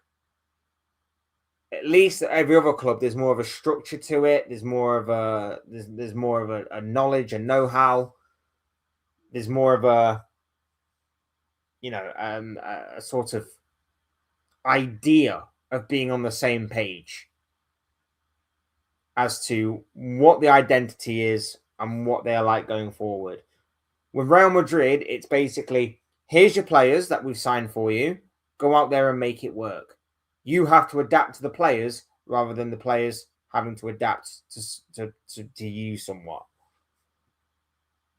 It just was not a good enough fit, in my opinion, Real Madrid and Xabi Alonso. But Xabi Alonso and Liverpool, on the other hand, perfect fit, in my opinion.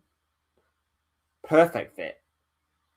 The way that he plays, the way that he can get probably the best out of the likes of Jeremy Frimpong again and Florian Wirtz, like he did at Bayer Leverkusen. He's still young. He's still a young manager, so I'm not expecting. I'm not expecting perfection right off the bat. I'm not expecting him to be making perfect decisions or to be right 100% of the time, because he's still a relatively young manager. So I am expecting there to be some bumps in the road. Of course I am. But in terms of being a manager that you can be proud of, in terms of being a manager that has a style, has an identity, can play good football, can win games, knows how to win games. I mean, you look at some of the ways that them Bayer Leverkusen players were winning games during that unbeaten season. They were going into the final 5 minutes of games in injury time, being 2-1, 3-2, I think maybe even like 2-0 down or something.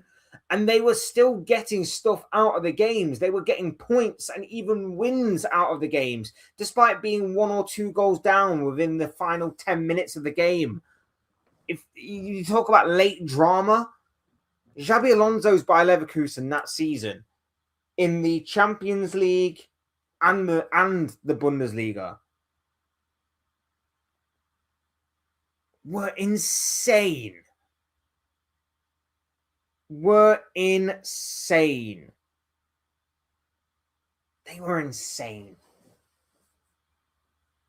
He would have them running through brick walls again.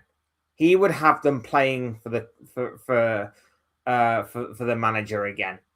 He is a better man manager, man motivator than what Slot is. You know what Slot is good at? Tactical approach. To an extent. He probably would. Slot probably would be good for Real Madrid. He probably would be. Leave the players to it. Just go out there, get the job done on the pitch. Maybe we could swap in that regard. Indy has tweeted, by the way. He says, exclusive. Xabi Alonso reps meeting. Request for elite targets. Senior player concerns. Slot decision imminent.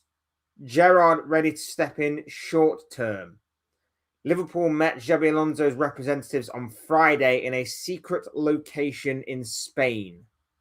They discussed finer details of Alonso's tactics and summer transfer targets with requests from Mickey van der Ven, Adam Wharton, Bradley Barcola, and Michael Elise.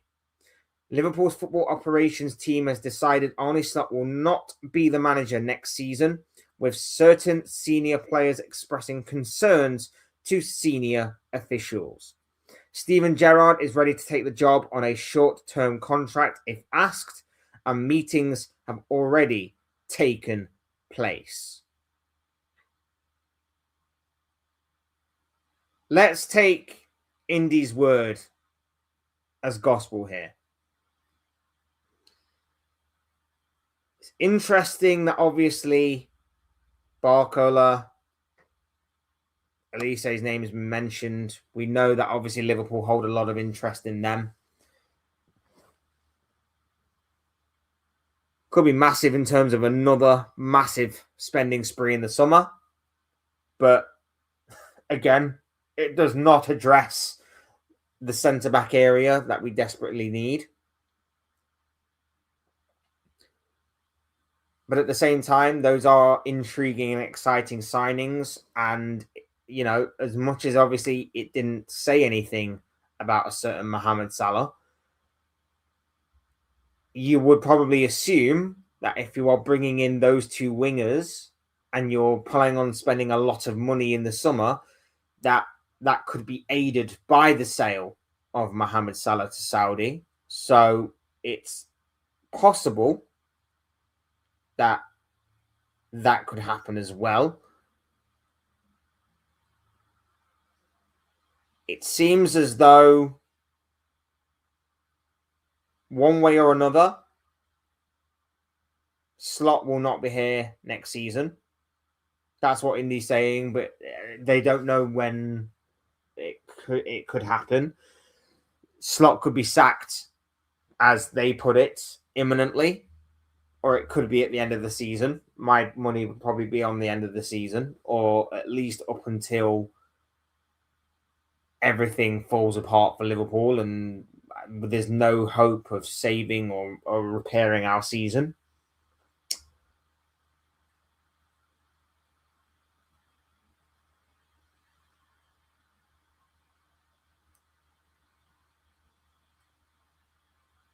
But the intriguing part is, if we're so sold on Alonso,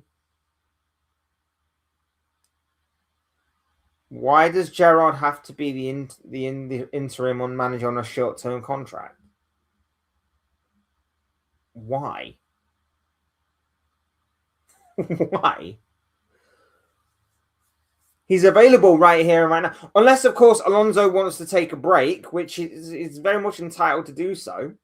If it's coming from Alonso that he wants to take a break and he's not ready to come back to football until the end of the season, fine, fair enough.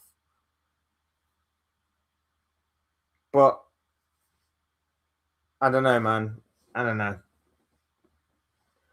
But either way, it's an intriguing update. What if Liverpool win the Champions League this year? For me, it would depend on what we do in other competitions. If we don't get top 5, he has to go. It's a bit like the Spurs situation of last year. Like, you can put all your eggs in the European basket. Fine, fair enough. But, like, you've got to look at the bigger picture. Because as incredible as it would be to win our 7th Champions League, is it going to be a sustainable model going forward? Or has he just basically done it out of desperation? What we saw from Ange and Tottenham last season was Ange abandon his principles in order to secure a trophy, in order to win the Europa League, to obviously keep intact that sort of, if I'm here for 2 years, I always win something in my second year. That kind of quote that he made. He abandoned his principles. He abandoned his philosophy just to keep that line, that line intact. That's exactly what he did.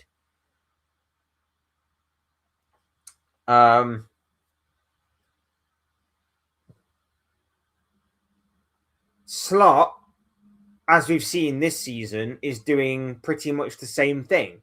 Now, whether or not he'll win the Champions League by doing it, I don't know. I don't think he will necessarily, but it's not out of the realms of possibility to ever write off Liverpool in these scenarios. But at the same time, in saying that, like I say, he's abandoned his principles in Europe because every Premier League game week, he wants to play possession-based football, which doesn't work. But in the Champions League, he's willing to be more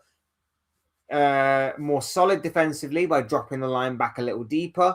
He's prepared to give the opposition more of the ball, and he's prepared to let his team be more counter-attacking than he is in the Premier League. And so far, that's kind of working. It worked against Real Madrid. It worked against Inter. It worked against, obviously, likes of Frankfurt and obviously more recently, Marseille. It works.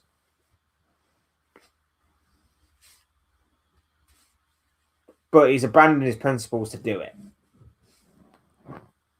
Unless he's prepared to fully abandon his principles in the league, it's not sustainable. It's not sustainable.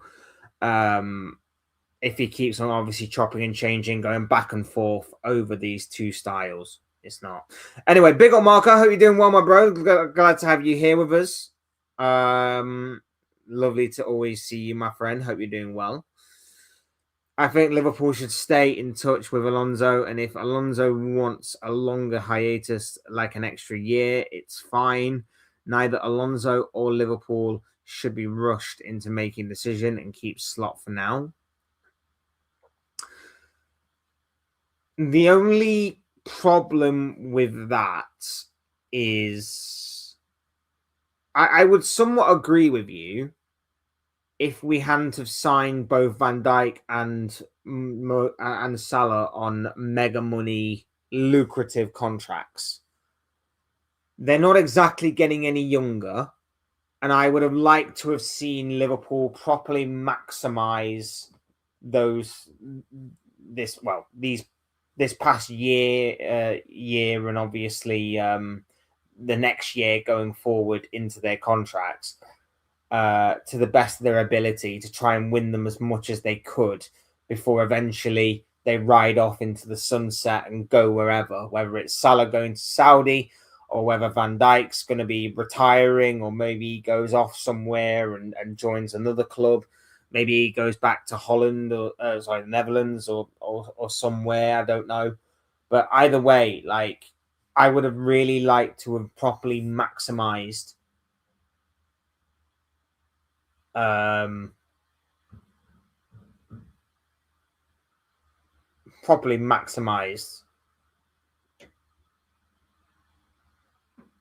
what is going on right now with Salah and Van Dijk and the new contracts that they signed. But obviously, this season, at the very least, we're not going to be doing that. The chances are is that I'm becoming increasingly under the impression that Salah's going to be leaving in the summer. I feel like we're probably going to get a announcement from Salah in the next few months to say that this is probably going to be his final year. He's agreed to leave the club so that the club, the fans, can give him the proper send-off that he deserves. I'm not saying that that's definitely going to happen. I'm just saying I'm becoming more and more convinced that could potentially happen.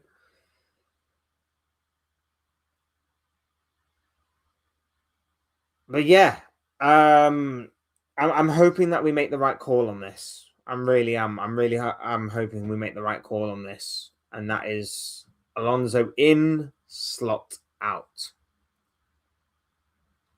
How many Real Madrid treat? I can't even speak. I can't speak. How Real Madrid treated Alonso was utterly disgusting. By the way, he was getting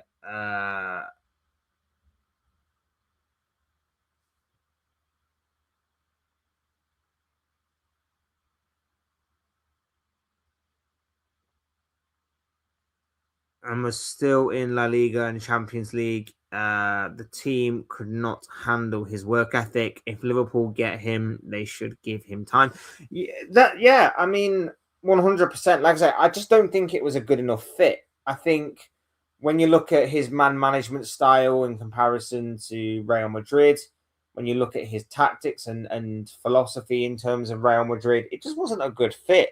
And like you say, they just weren't prepared to work hard. Those Real Madrid players were just not prepared to work hard. They wanted it easy. They wanted the easy life, and they weren't prepared to do it. And it's not for the first time that we've seen a bunch of superstars not work with the right tactical approach. Look at Messi, Mbappe, and Neymar when working with Mauricio Pochettino. Everybody knew that Pochettino's style was not going to work for those three players in particular, because you press from the front. Pochettino likes a style that press from the front, which is why the likes of Kane and Son worked so well for him.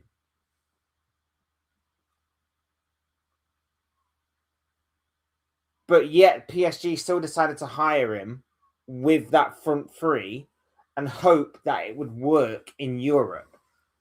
Whether it was the hope that Pochettino would change his style, or whether it was the hope that for somehow, some way, some reason, the manager would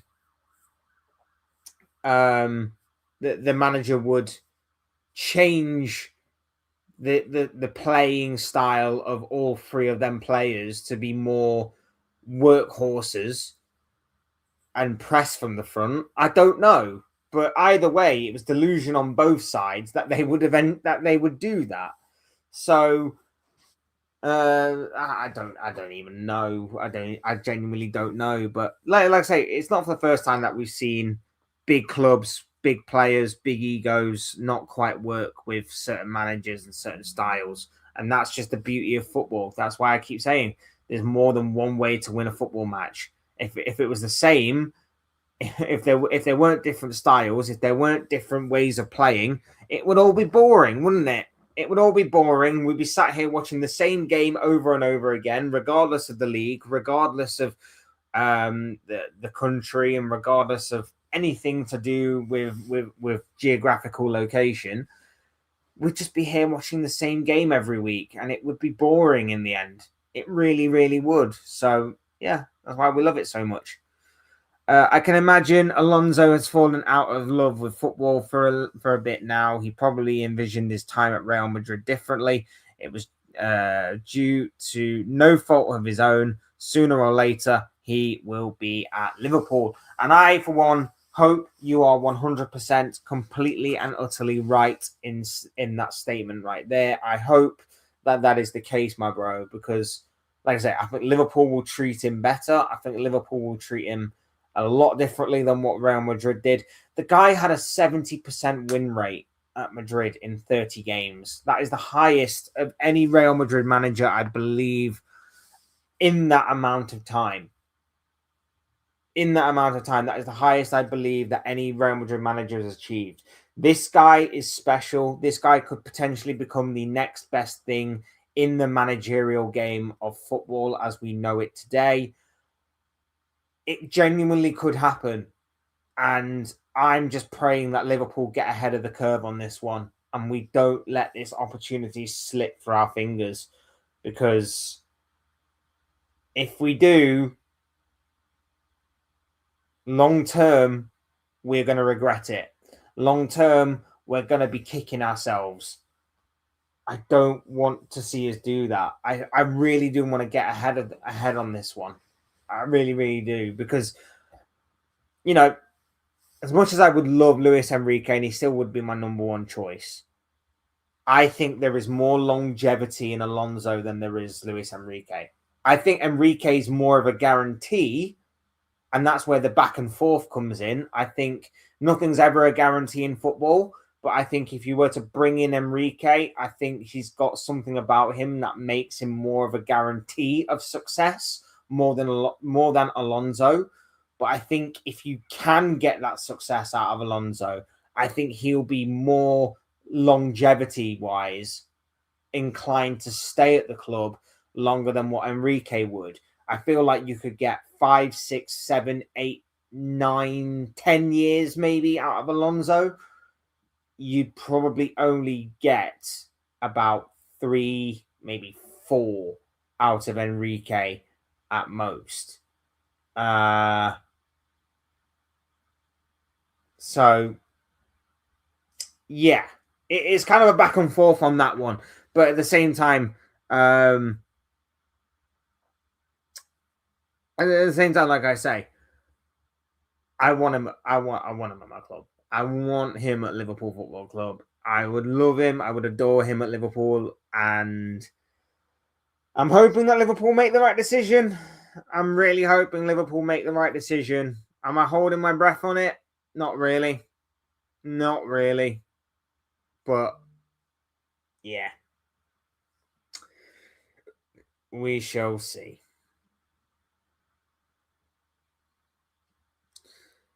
Big up to He Who Dares Adele. Big up the Only Fools and Horses reference. Absolutely love it. Liverpool have won, mate. We're terrible. We're terrible right now. No one's denying it. No one's denying it. But a big kick up the backside that this side could really do with would be a changing of the manager, fresh ideas, different voice, and maybe a manager that connects more with this group of players, connects more with the group of players, understands them more, and is able to make them feel more comfortable in a setup and a side that is in desperate need of some stability right now. Hopefully we'll have something positive today. Let's hope. At some point, bro. At some point. I don't think they'll make a decision until after Karabag. I think the Karabag game has got a lot riding on it. Obviously, we need to win to guarantee ourselves into the round of 16 stage of the Champions League.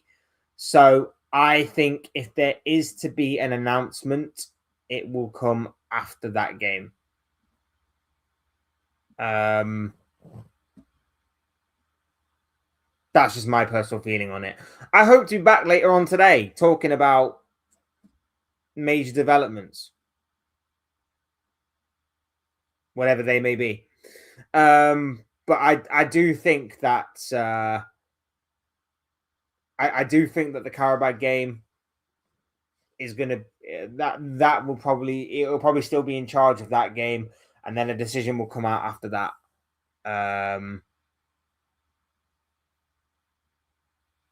That will be the game. We're guaranteeing ourselves into the round of 16 stage is probably going to be the big thing for Liverpool right now. And I don't necessarily think like I say, I don't think they'd want to jeopardize that by throwing a new manager in at the deep end in that regard. Because obviously, there's a slight possibility that we may have. Obviously, we're not going to fall out of the Champions League spaces in terms of we're at least guaranteed into the knockouts to the knockout stages, but we'd obviously want to get there at the first time of asking rather than have to play 2 extra games just to potentially get there, because there's no guarantee who we're going to be facing in the knockout to the knockout stages. So I think it will be after the Karabakh game, personally. I think it will be. Gerrard till the end of the season, and then Alonso should be the play. I mean, the only way that works is if obviously Alonso doesn't want to jump straight back into management. If he wants that break till the end of the season, then fair enough. If he's ready to go for the here and now, though, why are we waiting till the end of the season? Like I say, he's available now, and he was Liverpool's top target when Jurgen Klopp left a couple of years ago. So what are we waiting around for? What are we waiting around for? It doesn't make any sense to me. Banking on winning the Champions League is mental. Yeah. I mean, it's not impossible. Don't get me wrong. I'm not saying that it's impossible for Liverpool to win the Champions League this year, but it is extremely unlikely. It is extremely unlikely. I get that point. Yeah.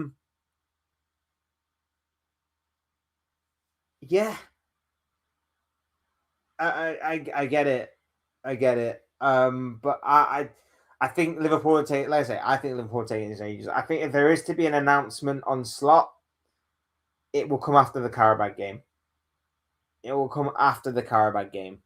I think the club want as much focus on that game as possible. They want to get that win that will guarantee them into the next round of the competition. I think they just want to get that game out of the way and done with. And then they'll probably make a decision maybe Thursday. I know we've got a big game against Newcastle coming up, but the Karabakh game is probably more important given the state of the league right now and given the state of our Champions League campaign right now. So we shall wait and see maybe on Thursday what is to occur. Again, we'll be back Thursday talking about that game. I'm hoping it will be positive. I'm hoping it will be, hey, we won. We're in the next round of the Champions League. Great. But I genuinely don't know anymore. I don't go into any game feeling confident. I really, really don't anymore. And that's not how I should be feeling, being the Premier League defending champions, as well as spending 450 odd million in the summer. I should be going into every single game confident that we win. Maybe the odd 1 or 2 games here and there where I go, you know what? A draw will be a good result. But for the vast majority of games, I should be going in feeling confident. But I don't anymore. I really don't. And that is not how I should be feeling. Fair point. Regarding Alonso being available now, yeah, if he wants to jump straight back in, then sure. I just meant if he didn't, then Gerrard is interim. I'd be more happy. Yeah, I mean, like I agree with you. If he doesn't want to jump back into management straight away, he wants a bit of time off. Maybe he wants some family time or something. Um, before he jumps back in the summer. Maybe he wants just a bit of rest from his time at Real Madrid. Fine, fair enough. I've got no problems and no issues with that. I completely agree with you. And Gerrard taking over from now until the end of the season, I wouldn't be against either because, like I said, I think this team does need some fresh ideas. I do think this team needs something to cling on to before the rot truly sets in. So I agree. I think an interim manager could work, and especially someone like Gerrard who gets the club, understands the club, and can motivate this team in a similar way to how he motivated the team back in 2005 to obviously come back from the dead to beat that phenomenal AC Milan side, something similar like that. We know he can do that. We know that there could be a possibility for that. And I'm sure the players will instantly respect him as a club legend. Some of the players idolize him as a player, so they will instantly respect him and be in awe of him and his stature. So I feel like that could very well be the case. Gerrard coming in would not be the worst thing to ever happen to Liverpool Football Club. In the modern era, that probably was Roy Hodgson. But I agree. I think Gerrard would be a very good interim. I think him being on standby to come in and swoop in, just in case Alonso just doesn't feel like he's ready to take over instantly, will be a decent move. I think the worst move would be keeping Slot and not rolling the dice. I think Liverpool need to roll the dice if they are to try and save their season. We've seen interim managers before win Champions Leagues, the most famous being Roberto Di Matteo at Chelsea. So it isn't out of the realms of possibility. You never rule out Liverpool in a Champions League aspect. You're 100% correct. He's earned the right to manage Liverpool or make as much of a mess as Slot is anyway. That's the point as well. No matter who we bring in, even if it's not Gerrard, doesn't matter who we bring in, it can't be any worse than what we're going through right now. Can it? Realistically, it can't be any worse than what we're going through right now. So, with that being said, the worst case scenario is that we bring in someone like a Gerrard who does a similar job to what we're seeing right now, only maybe with better football. I mean, put it this way. I think, haven't we only won like 5 games since September, October?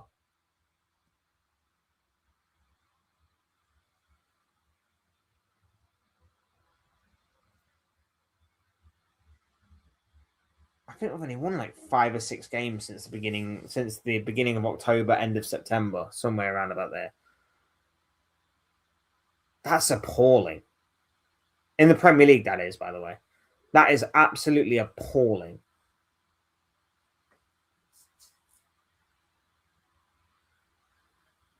But yeah, it is what it is when you've got a manager who decides to chop and change between competitions for whatever reason, and finds a system that suits the players, finds a system that makes the players comfortable, but yet decides, actually, we're not going to do that. We're going to do it my way instead, which has been proven to not work.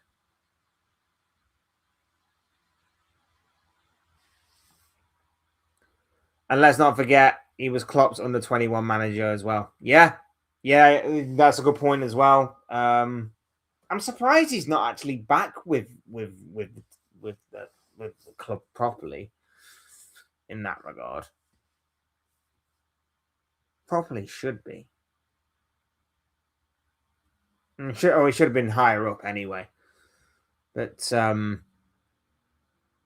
yeah, I do feel like there is a spot for him at some point.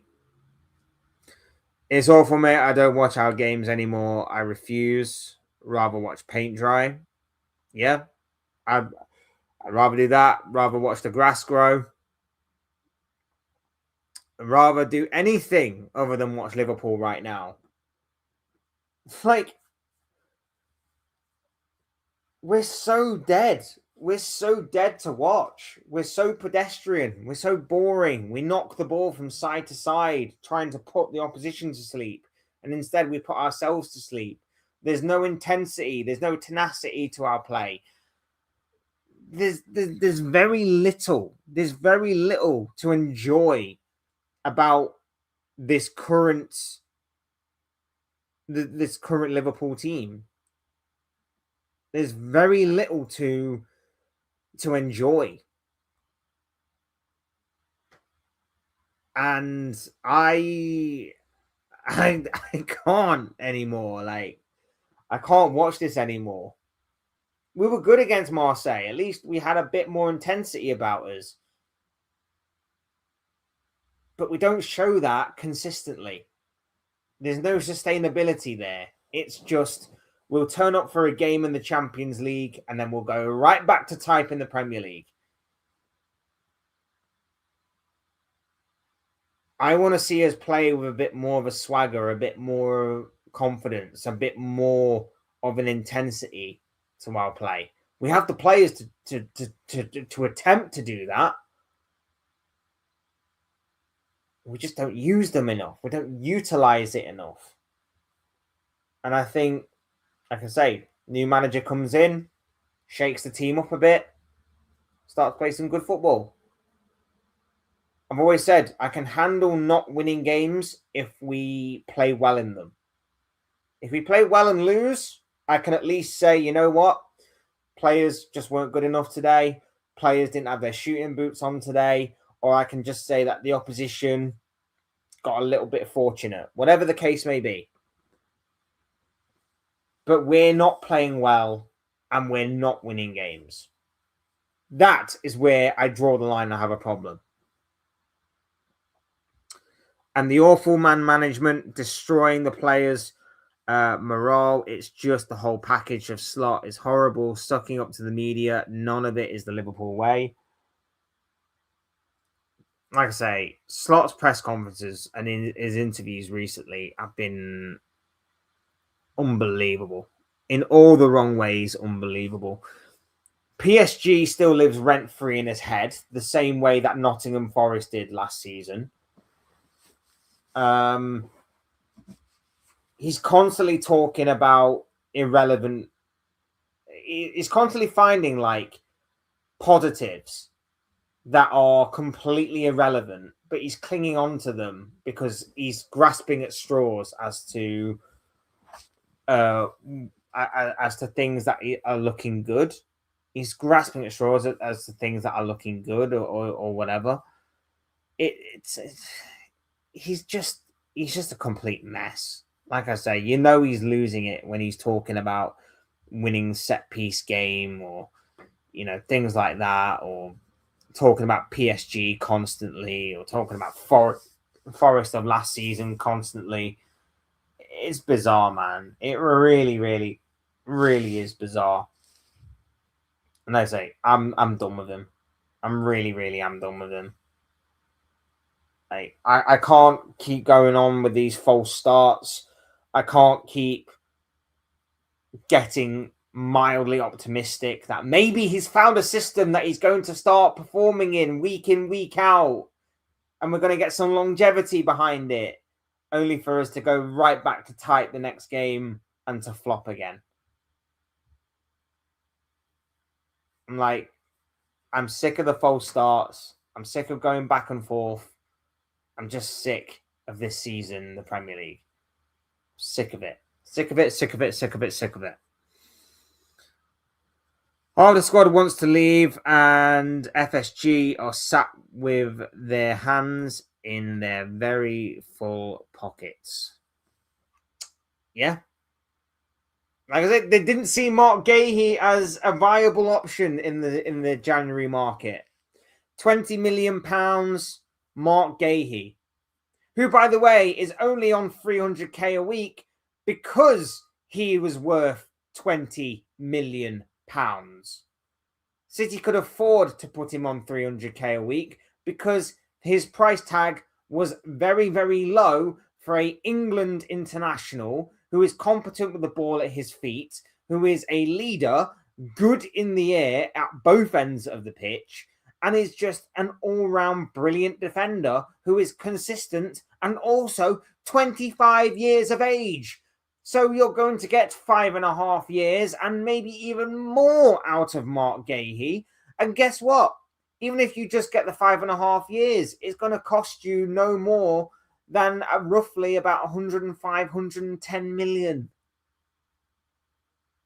Which for a defender with that much competency, consistency, and overall play is a steal in comparison to what we're going to have to do now in the transfer window of the summer, which is go to Tottenham and go, how much do you want for Van der Ven? Oh, you want 80 million for Van der Ven. He wants to be on 200k a week, does he? Fine, fair enough. Here's your 80k. Here's your 200k Van der Ven. As much as a great defender as what you are, and I do rate you highly, we're having to spend more on a defender like him than what City have done on a defender like Gahey. And I'm meant to sit here and go, well done, FSG. Well done. Good business. Great business. Fantastic business. Here's your red nose. Here's your clown makeup. You absolute bunch of frauds.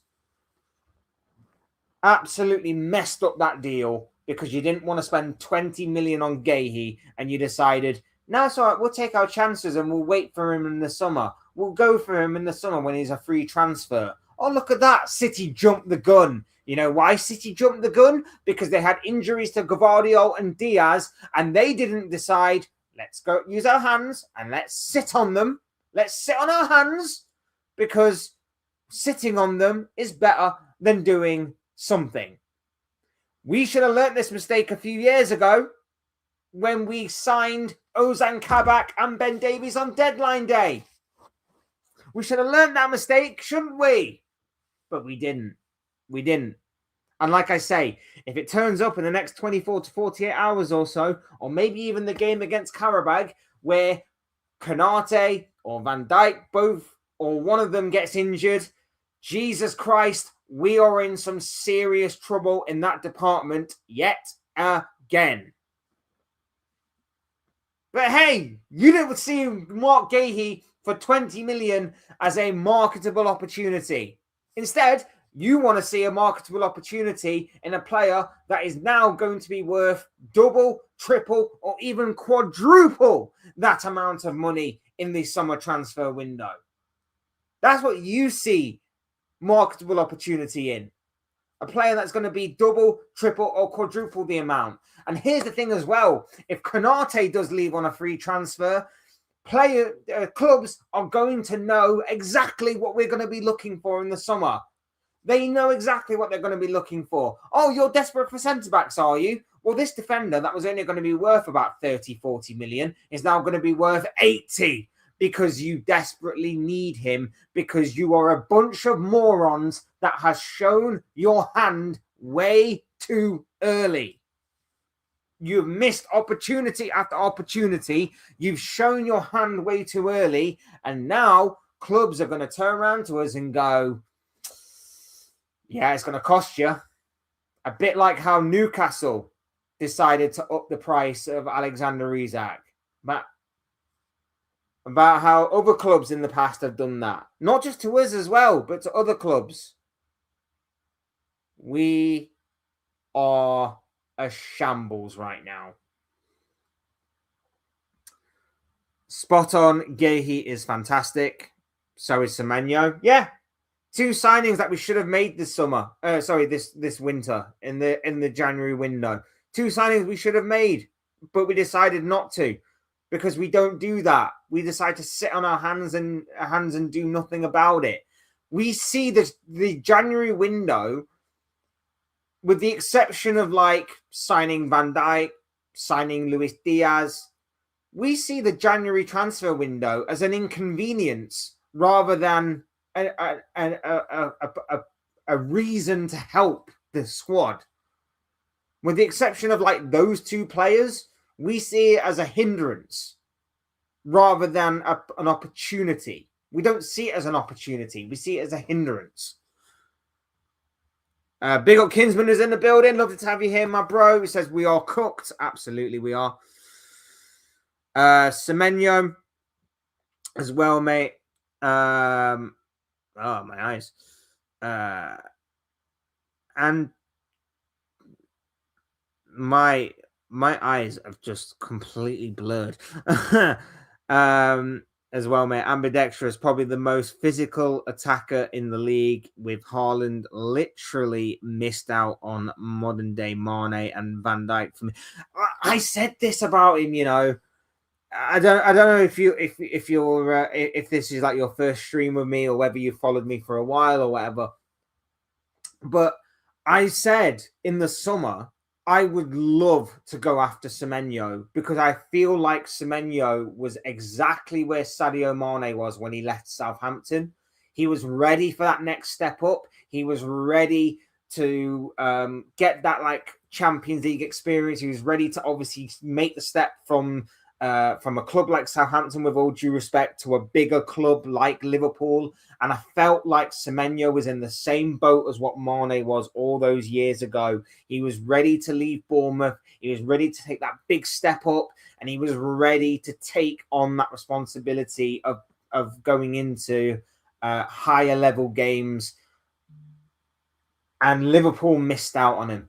Liverpool missed out on a golden opportunity to pick up a winger of his quality and his proven nature for 65 million. Somewhere in that region. Again, marketable opportunities goes a begging because Liverpool sit on their hands and wait. Teams like Man City, they don't wait. They don't rest on their laurels. They go out there and they get stuff done. We don't do that. We wait for the perfect opportunity. And every so often, waiting actually works out. But I guarantee you that we've probably missed out more so on great players, top quality players, by waiting than we have actually signed them by waiting. I guarantee you we've missed out more than what we've hit. But I feel like Fast won't sacked him until the season end because Fab don't want to pay Slot the sacked wages. FSG. They'll give him every opportunity. They'll give him every opportunity to succeed.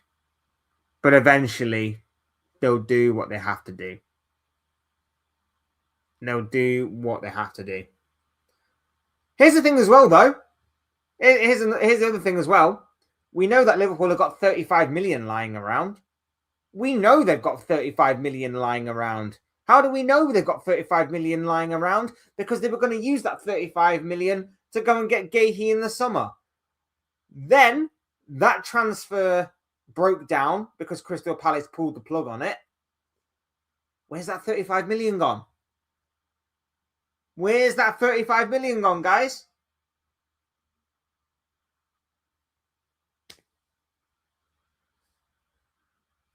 Just saying. I'm just saying we got 35 million and 200k to spend on wages. Where's it gone? Where has that money gone?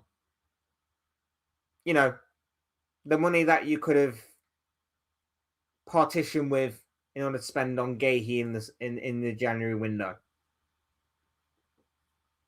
We know we've got 35 million to spend at the very least. At the very, very least, we have 35 million to spend on. Also, fun fact, 2 years ago, Klopp announced that he was stepping down at the end of the season. Till this day, I miss him. I miss him too, man. I miss him too. Look, we're going to wrap up there. Absolutely amazing stream. Appreciate each and every single one of you for being here. You guys are absolutely outstanding. You guys are absolutely amazing. And I know the vast majority of you are Liverpool fans as well. So big shout out to you for stepping up, even if the club does not. Yeah. Like I say, big up to each and every single one of you. You guys are absolutely awesome. I can't thank you enough for being here. Can't thank you enough for tuning into this Monday morning stream. Content obviously coming up for the rest of the week. We'll be live on a few days. We'll drop videos on others as we build up to Liverpool versus Qarabag, as well as obviously Liverpool versus Bournemouth, and obviously other topics that we're going to be discussing this week. I may talk a little bit about Man United with Michael Carrick. I may talk a little bit about Arsenal. May talk a little bit about other clubs as well in the meantime. Like I say, whatever kind of floats the boat and whatever is being talked about, I'll try and obviously put on this channel. Obviously, I'm hoping for one piece of news in particular, as we've seen and as we talked about in this video. But obviously, it remains to be seen whether or not we will get that said piece of news. But like I say, big up to each and every single one of you. Dean says, see you soon, Fletch. I will see you soon as well, my bro. Hope to see you back here very, very soon. I hope you enjoyed the stream, and I hope you have a good rest of your day, my friend, as to the rest of you as well. Thank you so much for watching, listening, tuning in, taking time out of your busy schedules to obviously hear the ramblings of this guy. Do me a massive favor and hit the like button if you haven't already. Subscribe if you are new as well. Both things are always and forever greatly appreciated from each and every single one of you. You guys are absolutely awesome, and I cannot thank you enough for the love and support that the channel has received. You guys are absolutely awesome. Big up, like, and subscribe. Thank you very much, my bro. That is very much appreciated from you. And good to talk football with you as well, my bro. So I hope to see you back here again soon, because it was a pleasure to do so. I've been Fletch. This has been another Fletch Talks live stream, and I will soon speak to you all again soon in another video or live stream or whatever it may be. Cheers, guys. Thanks for watching. Take care of yourselves. Enjoy the rest of your day, and I'll speak to you all again very, very soon. Take care of yourselves.